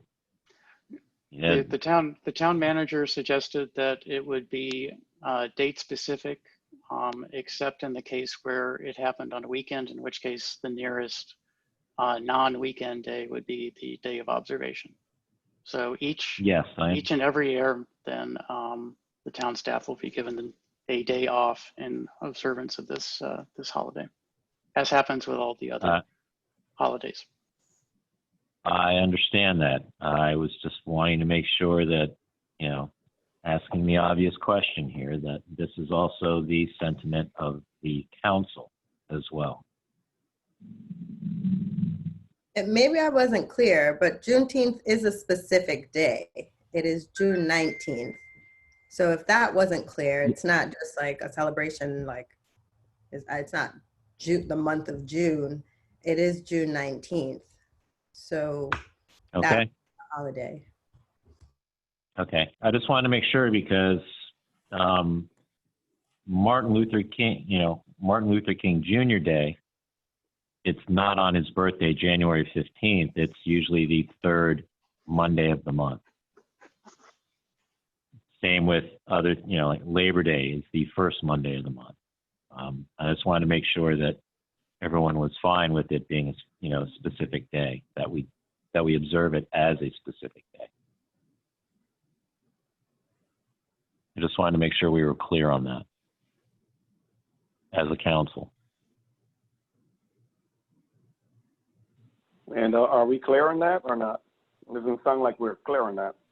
I mean, just to push this forward, Councilman Lingua, are you, in asking for clarity, are you suggesting that we not do a date specific? I guess I'm just trying to get a sense of where I would be a little bit more specific and say that there's a piece of legislation in front of us, and if town staff can scroll down a little bit, we can look at it.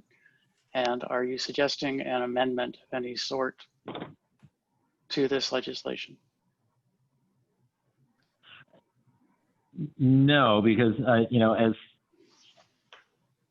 as I've heard from the town manager, the staff is approaching this as a date-specific day. This is something that I had suggested when we talked about this in work session, as it being a date-specific day, and that I reiterated again this evening that it be a date-specific day. My question was to the council is, do they share the same sentiment? And I heard a lot of how responses, but I didn't hear any when responses. So Councilman, So a simple response from the council saying, I am in agreement with it, you know, us celebrating as a date, you know, on June 19th, that would have been fine. I agree with that, Councilman. Thank you, Councilmember Foe. Right. I think Councilwoman Dixon does raise as well. Okay. So I think we have a majority of the council having spoken at this time. Does that meet your requirements, Councilmember? That's fine by me. Thank you. I believe that everyone has used their 2 opportunities to speak and then some. So are there any public comments on this?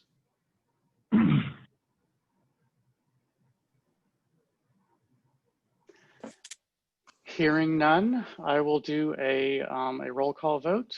Councilmember Dixon? Aye. Councilmember Foe? Aye. Councilmember Lingua? Aye. Councilmember Henry? I abstain. Councilmember Richardson? Councilmember Richardson is gone. Thank you. Councilmember Mayers? Aye. I don't know that I'm allowed to, but I'm going to go ahead and vote aye on this one. Also, the motion passes 5-0-1. Thank you all. Let's move on to the next item onto the agenda, introduction of ordinance 2020-OR-14, establishing school zones and maximum speed limits townwide. Would someone like to introduce this ordinance this evening? Motion to introduce ordinance 2020 OR-14 establishing school zones and the maximum speed limits townwide. Would you like to provide a short summary, Councilmember? Sure, I'll read the one here. In January 2019, the town launched a pedestrian and traffic safety initiative that is now known as the Walk, Bike, Drive Safety Initiative. Since then, staff has gathered and shared additional information, installed solar power, speed signage, and engaged in enforcement activities. In June of last year, staff recommended to the mayor and council that the town establish a consistent speed limit of 20 miles per hour on all town and county-owned highways within designated school zones. Nearly all such roadways, sorry, I was reading from that. Nearly all such roadways are within 1 half mile of a school. And Jessica, if you want to move it off, that's fine. I can open it on my own screen here. So the request, I guess, is to pass the ordinance that would establish the speed limit at 20 miles per hour. Okay, thank you for that introduction. The next item on the agenda, I've lost my cursor, is a motion to authorize the town manager to sign a novation agreement regarding a current town contracted engineering firm. May I have such a motion? Mr. Mayor, I would like to motion that the mayor and council authorize the town manager to sign a novation agreement with Sabra and Associates, one of the town's on-call engineers, to execute the transfer of the firm's contract with the town to Mead and Hunt, the parent company. Is there a second to the motion? Second. Second. Motion has been made by Councilmember Foe, seconded by Councilmember Mayers. Is there discussion of this motion?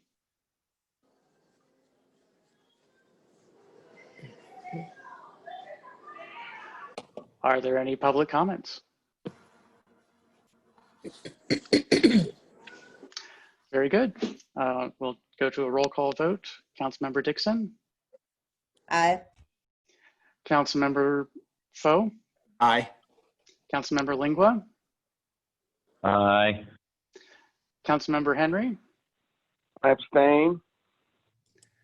Councilmember Richardson is still absent, I presume. Yes. Councilmember Mayers, Aye. and I also abstain. The motion passes 402. Thank you. Next item on the agenda is a motion to authorize the town manager to sign an agreement with ENR Services, Inc. for an amount not to exceed $30,912 to install sidewalks at Tuckerman Street at the Field of Dreams. May I have such a motion? Mr. Mayor.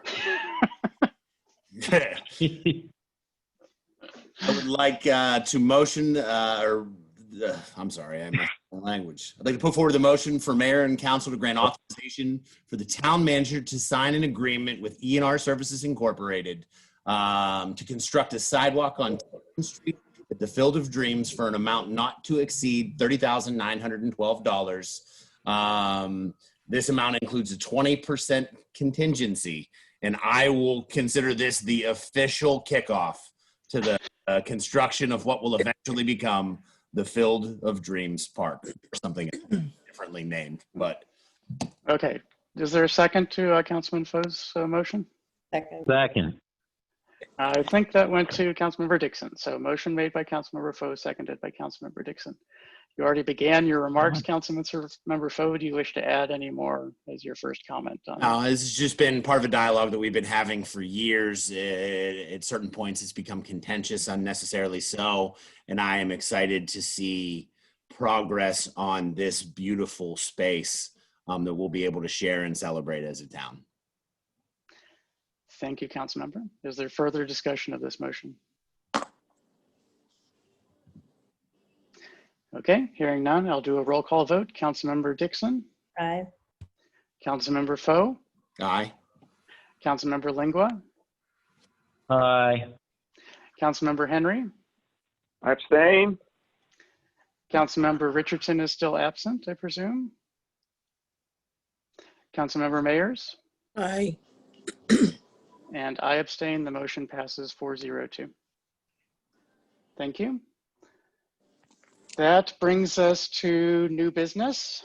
As previously stated, the appointment for the alternate member of the Ethics Commission is put off until next month. I will be providing the resume of my recommended candidate for council review shortly.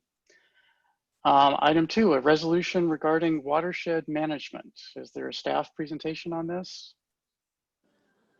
Mr. Mayor, I'll ask Ms. Barnes if she has anything additional to add. But this, I will say this memo and this idea grew from the last meeting when we had a resident ask that a capstone project from university students be passed. They were seeking to have a statement made as it relates to the watershed, and a strong statement. So Ms. Barnes, can you add to that? Certainly. We have been speaking with members of the Riverdale Park Sustainability Committee to get a better understanding of what they were looking for through the document that they had provided last week. And it sounds to me like the goal is to move us towards a commitment to creating a watershed management plan. The resolution was drafted a little bit differently, so I think there's some room to maybe tweak the language. But tonight we're asking for input from the mayor and council if there's anything they'd like to see in the resolution before we put it before you for adoption. I'd expect we would have that ready for you in November at the very latest. But this is just an opportunity to have more dialogue or provide more feedback on the specific resolution. And we would also go back and solicit more input from the Sustainability Committee. Absolutely. So this is an initial draft up for discussion. So council members, does anyone have comments on it? Has anyone had a chance to review it thoroughly over the weekend? I haven't had an opportunity to review. Oh, I'm sorry, Councilman. No, please go ahead, sir. No, I was just going to say that I haven't reviewed it thoroughly. I would like to discuss it with fellow Green Team members and see what their thoughts are. So I am going to be quiet at this point. Thank you, Councilmember. Councilmember Lingua, did you wish to speak? What I read of it, I'm comfortable with. Likewise, probably dialogue between now and the next work session with others in the community would be a good practice to do. So, but in terms of what I'm seeing here, so far so good. Very good. Any other council comments on this, or should we, or public comments?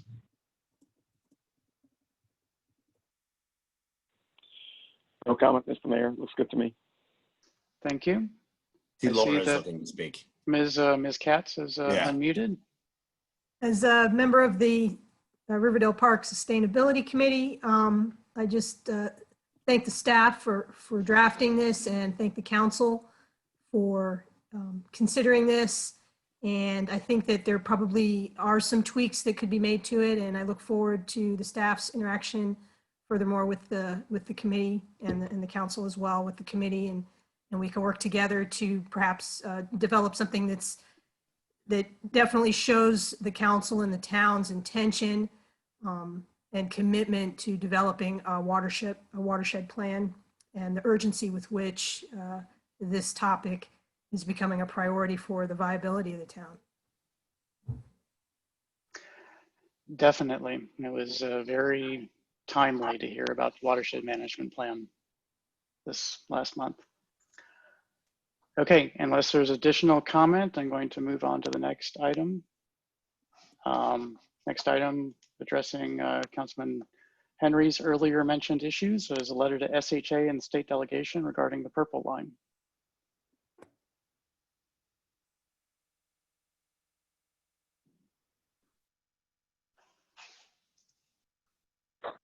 Did you want me to comment on that, Mr. Mayor? Town manager, is there a staff presentation on this or? Not a presentation, sir. Just that it's good for the town to officially stake out its position and encourage the state to get this worked out and to explain what the impact will be, to include the economic impact and the livability impact on our residents. Okay, so are you expecting a resolution this evening requesting that you send a letter to these people expressing our opinions, or? If the council so directs, Ms. Barnes and I would work to put that letter together and to actually, sir, on this one, since it's going to the state delegation, I think that it should go under your signature. Okay. But Ms. Barnes and I can still draft that. Okay, what topics is the council interested in this? Absolutely. I think I'm absolutely interested in this. Yeah. Yeah, Okay. no, I think we need to state that, I mean, since it impacts our community so tremendously, I think we need to be on the record as soon as possible to the state delegation. Okay. I would do that. Yep. Definitely agree to that. Okay, so do we want to make a general motion of writing a letter to the SHA and state delegation strongly encouraging the timely completion of the Purple Line and devotion of whatever resources are necessary to do that? Mr. Mayor, I make a motion to send a letter to the SHA and state delegation strongly recommending a deadline of completion of the Purple Line. And the application of necessary resources to meet that deadline? Absolutely. And that would be a friendly on your side. Yes, sir. Thank you. Is there a second to that? Seconded. And You beat me, I think. Okay, motion was made by Councilmember Henry, seconded by Councilmember Mayers. Are there any details on this motion that we wish to have addressed in the letter? Mr. Mayor, I'd like to amend the motion to include the Maryland Department of Transportation. Okay, is that accepted as a friendly amendment? I accept the motion. yes, I'm hearing that as a friendly amendment, and that seems good to me also. yes. One thing that I have heard is that there's been at least discussion of any necessary funding coming out of funding for other public transit, including reduction of MARC schedules and perhaps other public transit.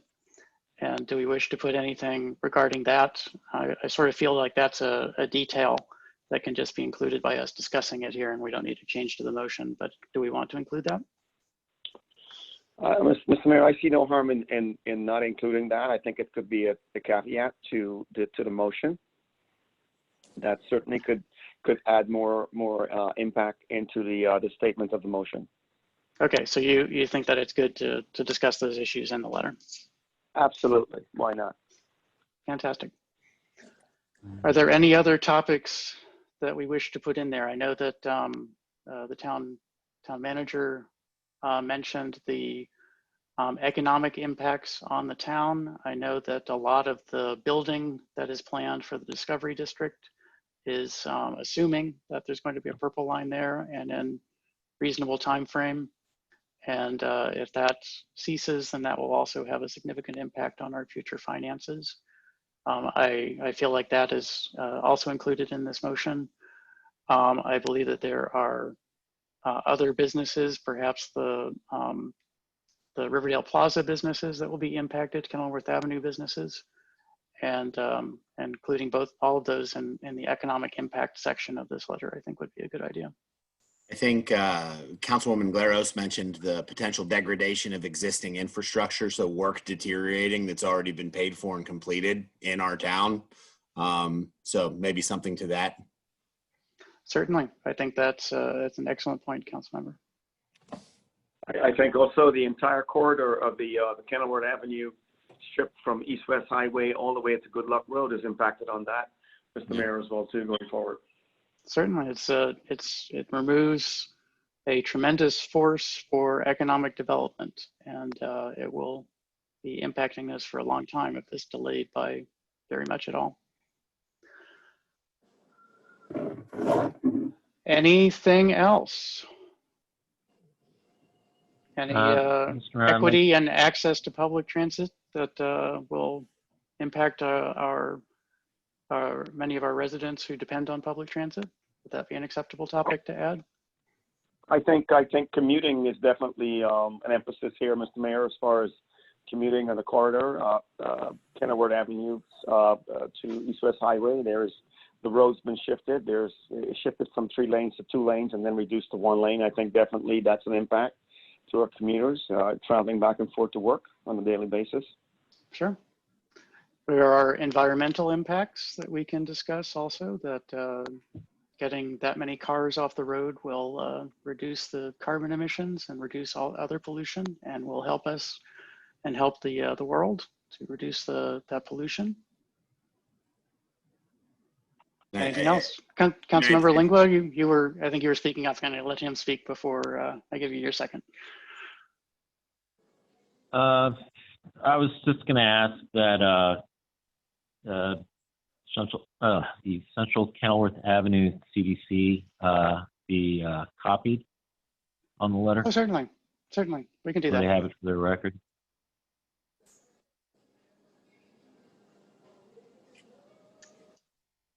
Anything else? Is this something that we also want to CC federal congressional offices? I don't believe it can hurt to send that to all of those people. I mean, I know we're essentially addressing the state of Maryland on this. I think it would be, I think the congressional offices would appreciate knowing that that we're taking a formal position on this. Okay. I will take it upon myself to add on people to the recipient list as the author Okay. of this letter as I find appropriate. And if I assume that that's an okay thing for both the person making the motion and the second, is that correct? For me to add additional recipients as I see fit? Yes. Councilmember Henry, is that acceptable to you? Mr. Mayor, it is. And if I may just add one more concern that I'm thinking of and that I thought of, just one last thing, and that is, I'm concerned deeply about the transition going from Health Affairs, our current contractor for Corporate Line, going to the state to take over the contract. That, to me, throws all kinds of red flags because we don't know the footprint of Henson Phelps and what their intention was, or as far as the design developmental footprint is for this Purple Line, and then switching over from Henson Phelps to the state to take it over with several contractors. And I totally agree with the TM on this. That raises all kinds of eyebrows and concerns as far as moving forward with this project and having a successful project. I see lots of deficiencies and issues and problems and unforeseen situations that we will only uncover as things and as time progresses. And I'm very concerned about that. And I think that needs to be stressed as well too when we send the letter across. Sounds good. So you're basically concerned about the state's ability to complete this in a timely fashion compared to a private contractor. Yes, sir. Absolutely. Because their footprint will be completely different. They'll be bringing in a different contractors to void what would be a contract that's stopped. And going forward, there'll be lots of misfits. We're looking at the Herndon train station being developed all over again on a wider scale. Roadways are being disrupted, traffic's being disrupted. Workflow getting from point A to B to point B will be disrupted.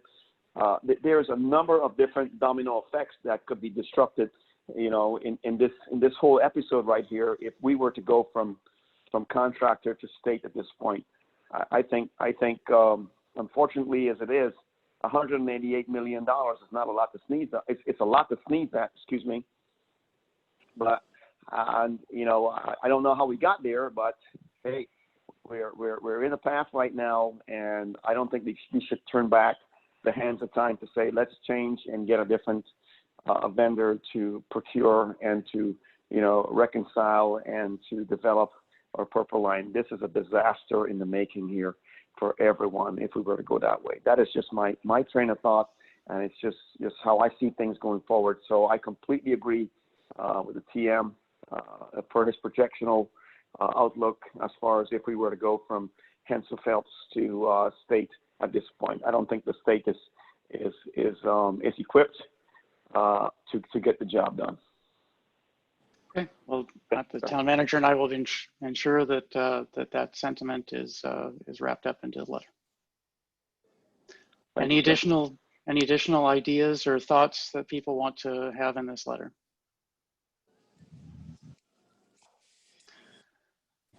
Any public comments?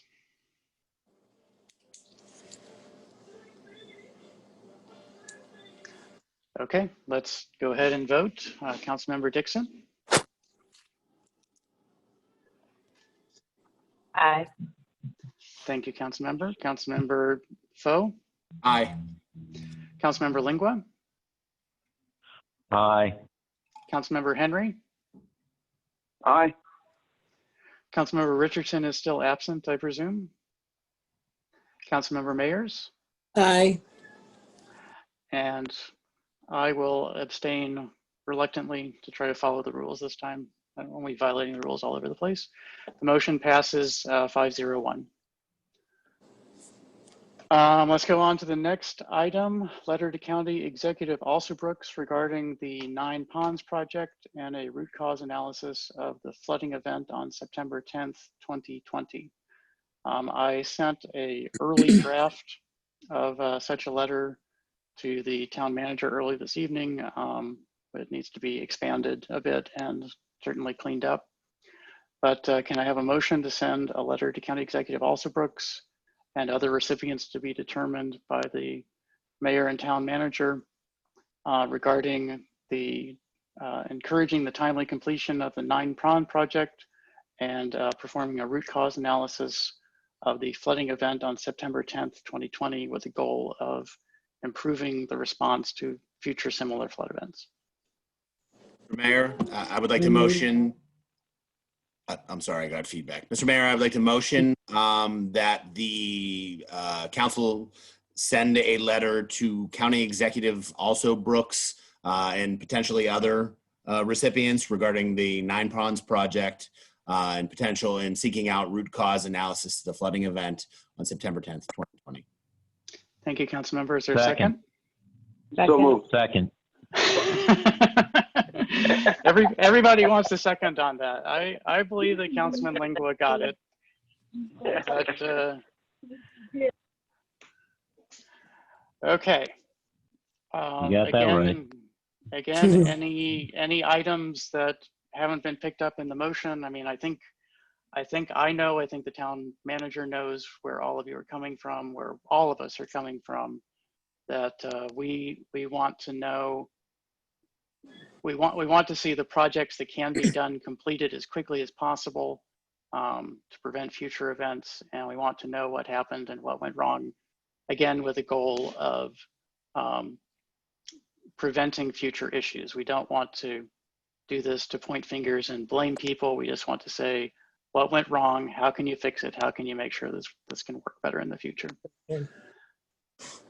Is there any particular items that you want to wrap up into that letter other than those main themes? Mr. Mayor, I would ask, can you guys hear me? Yes.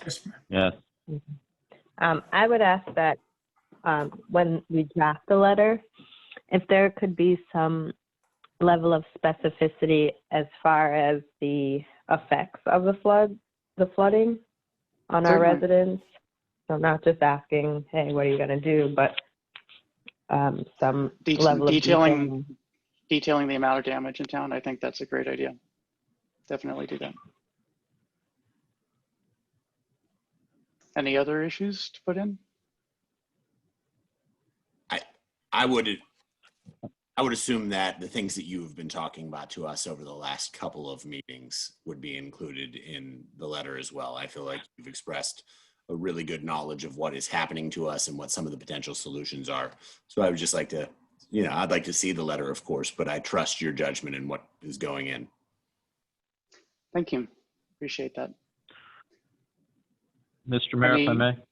Yes, Councilman, please speak.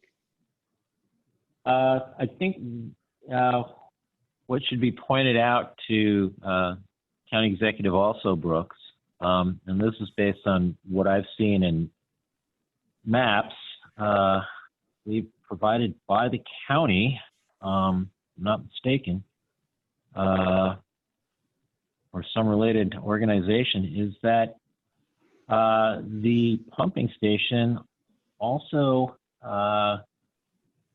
resides in the town of Riverdale Park. It is not a solely Edmundston located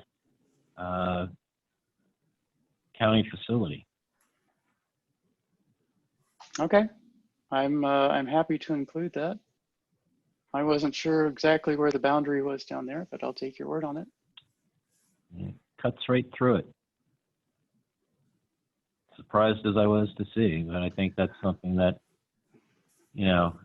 as part of our reason, being that it does, it does reside in, a portion of it does reside in our town, similar to the NOAA building, although we let College Park take credit for it with the address, that is. So Yes, the address should be in Riverdale Park there, but duly noted. Do you know if the pump itself is in Riverdale Park or not? oh gosh, hard to say. I know definitely that collecting pond is, and it might be right up to the pumping station. I was just looking at a general map. I wasn't seeing a satellite view, and there were no structures indicated on the map that I saw. Okay, I'm tempted to pull up the municipal boundaries, but my website is a little bit slow. Oh, I can't see the exactly where the line is. Okay, but I will definitely check into that and include that as appropriate after some research. Sure. Any additional items that are thoughts or sentiments that people would like included in this letter?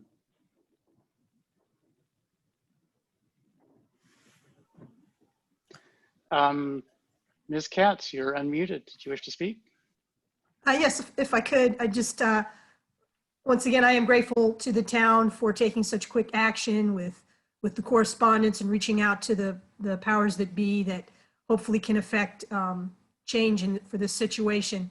But as I'm thinking through this, in particular about the 9 Ponds project, I know a lot of attention now is going to that, and there's been a lot of effort for planning with that. But I've just been thinking over the time that it's taken to get to this point, is that project really now the most that we can do, that can be done with that space? I'm worried that the planning for that was based on events of 10 years ago, or the thought of what events might be. And I'm just wondering, with this opportunity with 9 Ponds to actually get this project done, is this the most the project can be? I don't know if this is appropriate for the letter, but I just wanted to put that idea out there to the council as you move forward, having to deal with other entities in getting actions taken. Yeah, that's an interesting point. When I had my discussion with the stormwater engineers, and they were the stormwater engineers for the Cafritz project, but they also had significant knowledge about the 9 Pond project. And the impression that I got was that project was pretty maxed out, but there are a couple of very specific questions that I can ask to try to get that out of them. And I only had half an hour to speak with them, but I will. Right. Can they dig deeper in the pond, yeah, literally? And I'm not saying with the resources and the space that there is to work with, this is the one shot to do the most we can. So yeah, I appreciate all you've done and all the interactions you're having with those folks. So thank you. Okay, I'll work that in somehow, and I'll be having discussions over the next. We're gonna have a meeting a few nights from now, so we'll have some more information about at least some of the flooding area. Okay, any other council or public comments? Hearing none, I'll do a roll call vote. Councilmember Dixon? Aye. I'll note that Councilmember Dixon was the first one to vote on this motion, since she missed out all the other opportunities to be first. Councilmember Foe? Aye. Councilmember Lingua? Always third, aye. Councilmember Henry? I vote aye. Thank you, Councilmember. Councilmember Richardson is still absent, I presume. Councilmember Mayers? Aye. And I'm going to break the rules again and vote aye because I want this to be a unanimous. So the motion passes 6-0. Have to make a point every now and then. Okay. Next item on the agenda is Halloween guidelines. And I am, Mr. Town Manager, do you want to talk about this or do you want me to talk about it? Feel free, sir. We put together the packet memo and included the information from the CDC in terms of the guidance. So the CDC is in there, the high, the moderate, and the lower risk activities. I'm just going to, I think that that's a very good starting point. And then I'm just going to bring up one bit of history, which perhaps Councilmember Lingua remembers, or I'm not even sure that he was here when this happened. It was a really long time ago, that the town council tried to reschedule Halloween.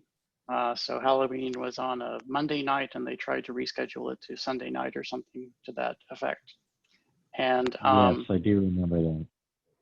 and it was not a pretty scene. Most of the town ignored it. Nope. And Yep. And it was confusing. And there are basically 2 evenings of Halloween with reduced flow on each one. And so we're treading a little bit of dangerous ground if we try to mandate anything. And so my thought is to start advocating that Halloween celebrations be within the activities that are identified by the CDC as being lower risk activities only, and reaching out over social media and other ways to the residents, encouraging them to be safe on Halloween. And I was surprised but glad to see, surprised but happy to see that the CDC identified the screaming that is a traditional part of Halloween as being something that increases hazards, and so they really are following the science on this, and it's a good thing. So that's sort of where I'm leaning, but I'm very open to discussions with everyone. So please let me know what your thoughts are. I'm with you, Mr. Mayor. I've had actually 3 or 4 constituents reach out to me that love Halloween and that are focused, and I was looking for some guidance from you, and you asked me what my thoughts were. So I immediately turned that around on them. And I think unequivocally they all can at least identify that it's potentially not the safest activity. Seeing these guidelines now, I'm going to share them with the constituents that have reached out to me and encourage them to be, creative in any way that they can, but not to encourage trick-or-treating this year. Traditional trick-or-treating. Traditional trick-or-treating. What would untraditional trick-or-treating be? Oh, they're in there. If you look at the low risk and low Okay. to moderate risk activities, then I think there's one about, rather putting out pre-packaged, pre-sterilized, presumably. Yeah. Halloween treats, but not having a face-to-face interaction, putting it out at the end of the driveway on a table or something, letting somebody take it and so on. So that's a lower risk activity. It's than the traditional trick-or-treating, but it's not ideal. I agree. There's no reason to take a risk over something as silly as this. Mm-hmm.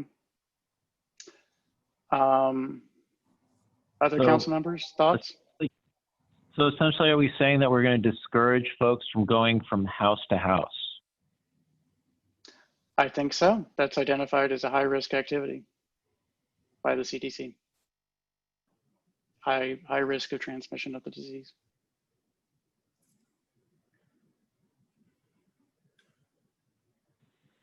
Wow, I was gonna put a table out there with sheets in plastic bags, and so the children can pick it up, discretionally, of course, and be on their way. That was going to be my way of doing it, not ringing a doorbell, but just having it out there on table and putting it out in parcels. That was going to be my way of celebrating. And that's identified by the CDC as being a moderate risk activity. It's the first bullet under that section of moderate risk. And okay, we have no real legal authority. We only have an educational authority to let people know that if they are doing that, that they are taking on more risk than they might want to. And the risk of this disease is significant. You know, as I said, we have lost lives and had a lot of sick people in town. Yeah, understood.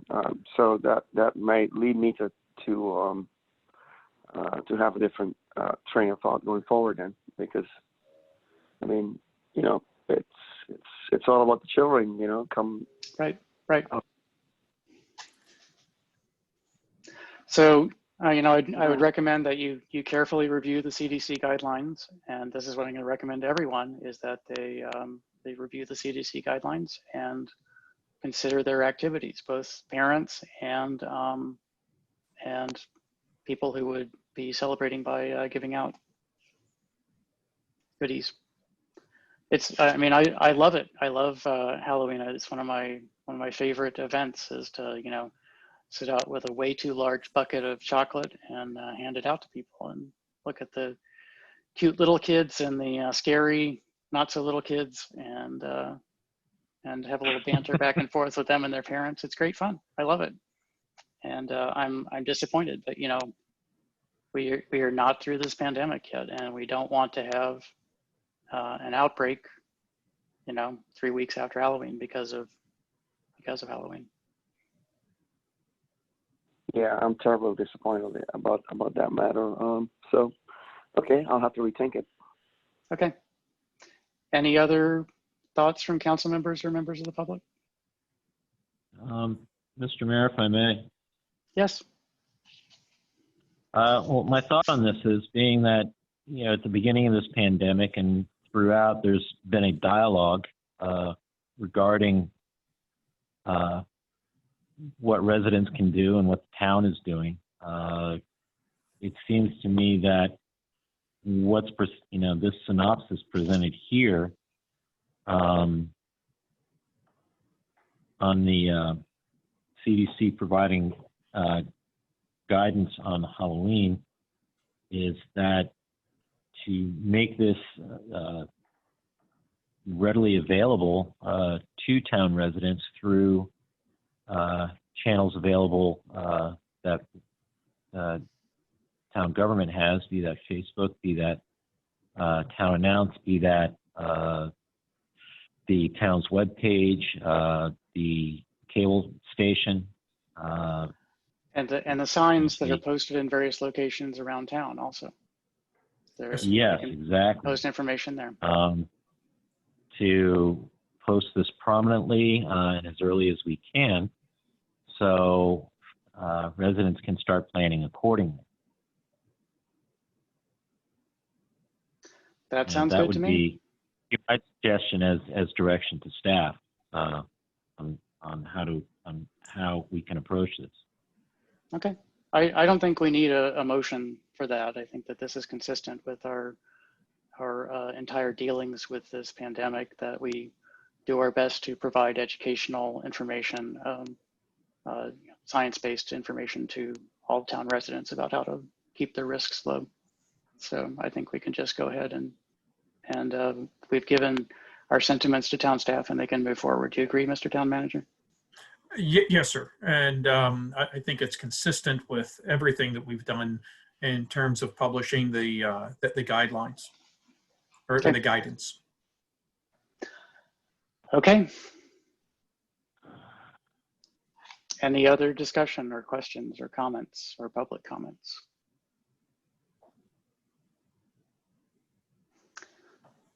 Okay, I lost my place on the agenda again. Give me a second, please.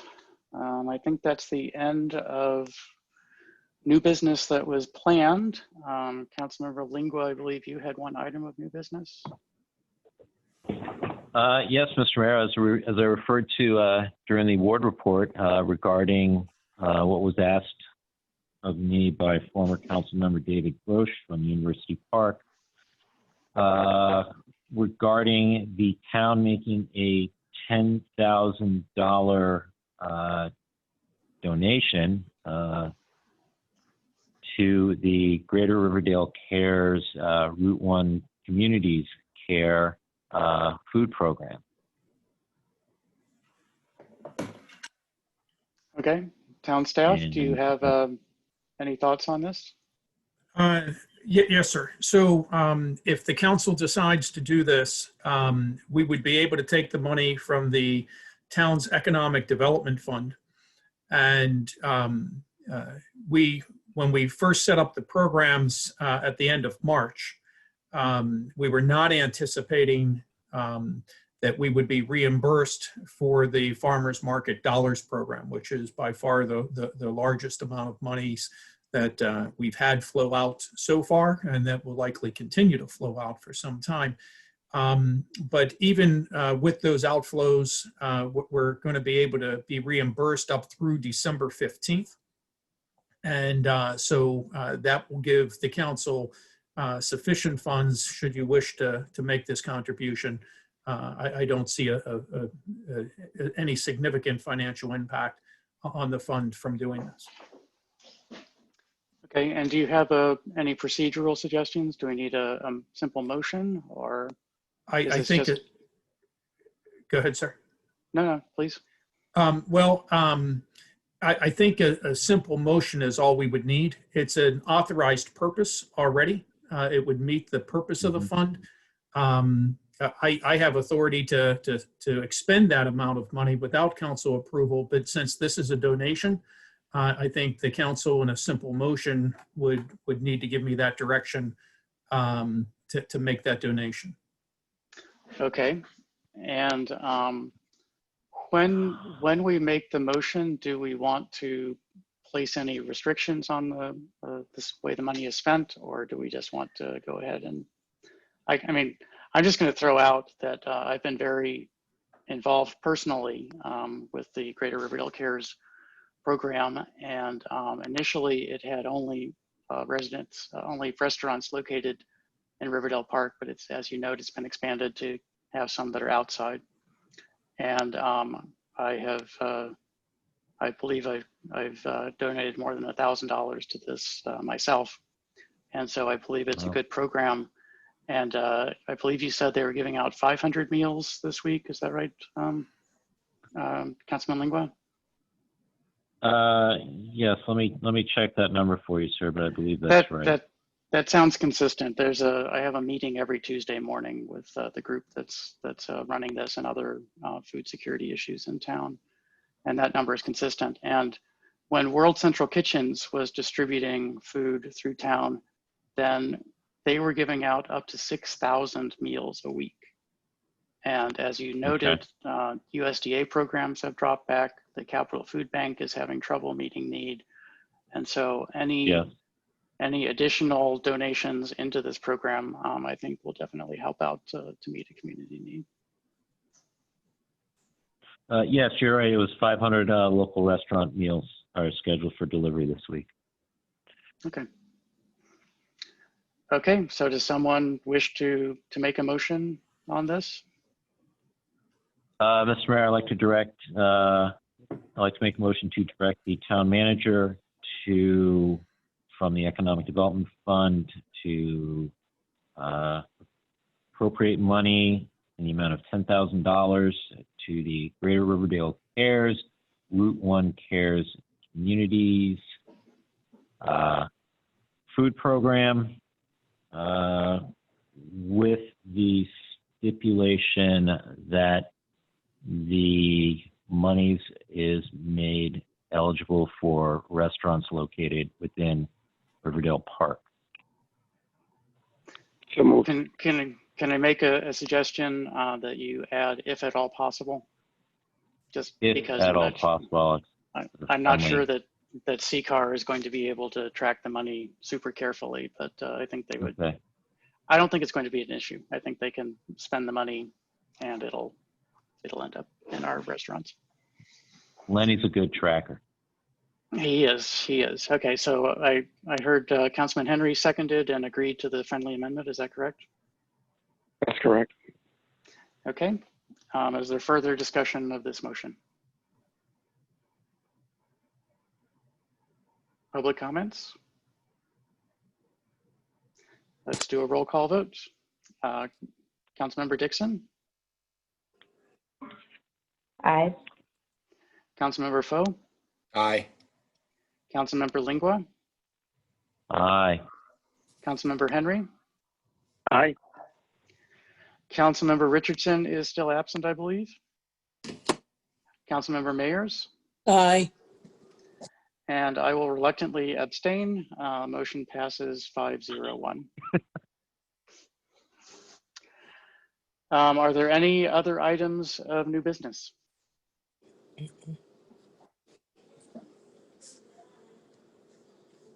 Are there any items of unfinished business, excuse me? May I have a motion to adjourn? So moved. Is there a second to the motion? Second. Motion made by Councilmember Foe, seconded by Councilmember Mayers. Was that correct? Yes. Okay. I'll do a roll call vote. Councilmember Dixon, Aye. Councilmember Lingua, excuse me, Councilmember Foe, Aye. Councilmember Lingua, Aye. Councilmember Henry, Aye. Councilmember Richardson is absent. Councilmember Mayers, Aye. I abstain. We are adjourned with a vote of 5-0-1 at 9:37 p.m. Thank you all. I hope to see everyone at the work session in about 3 weeks. So please be there. It's very important. Okay. See you guys later. Till then, Have a good evening, everyone. All right. Night, Have a everybody. good evening. Stay safe.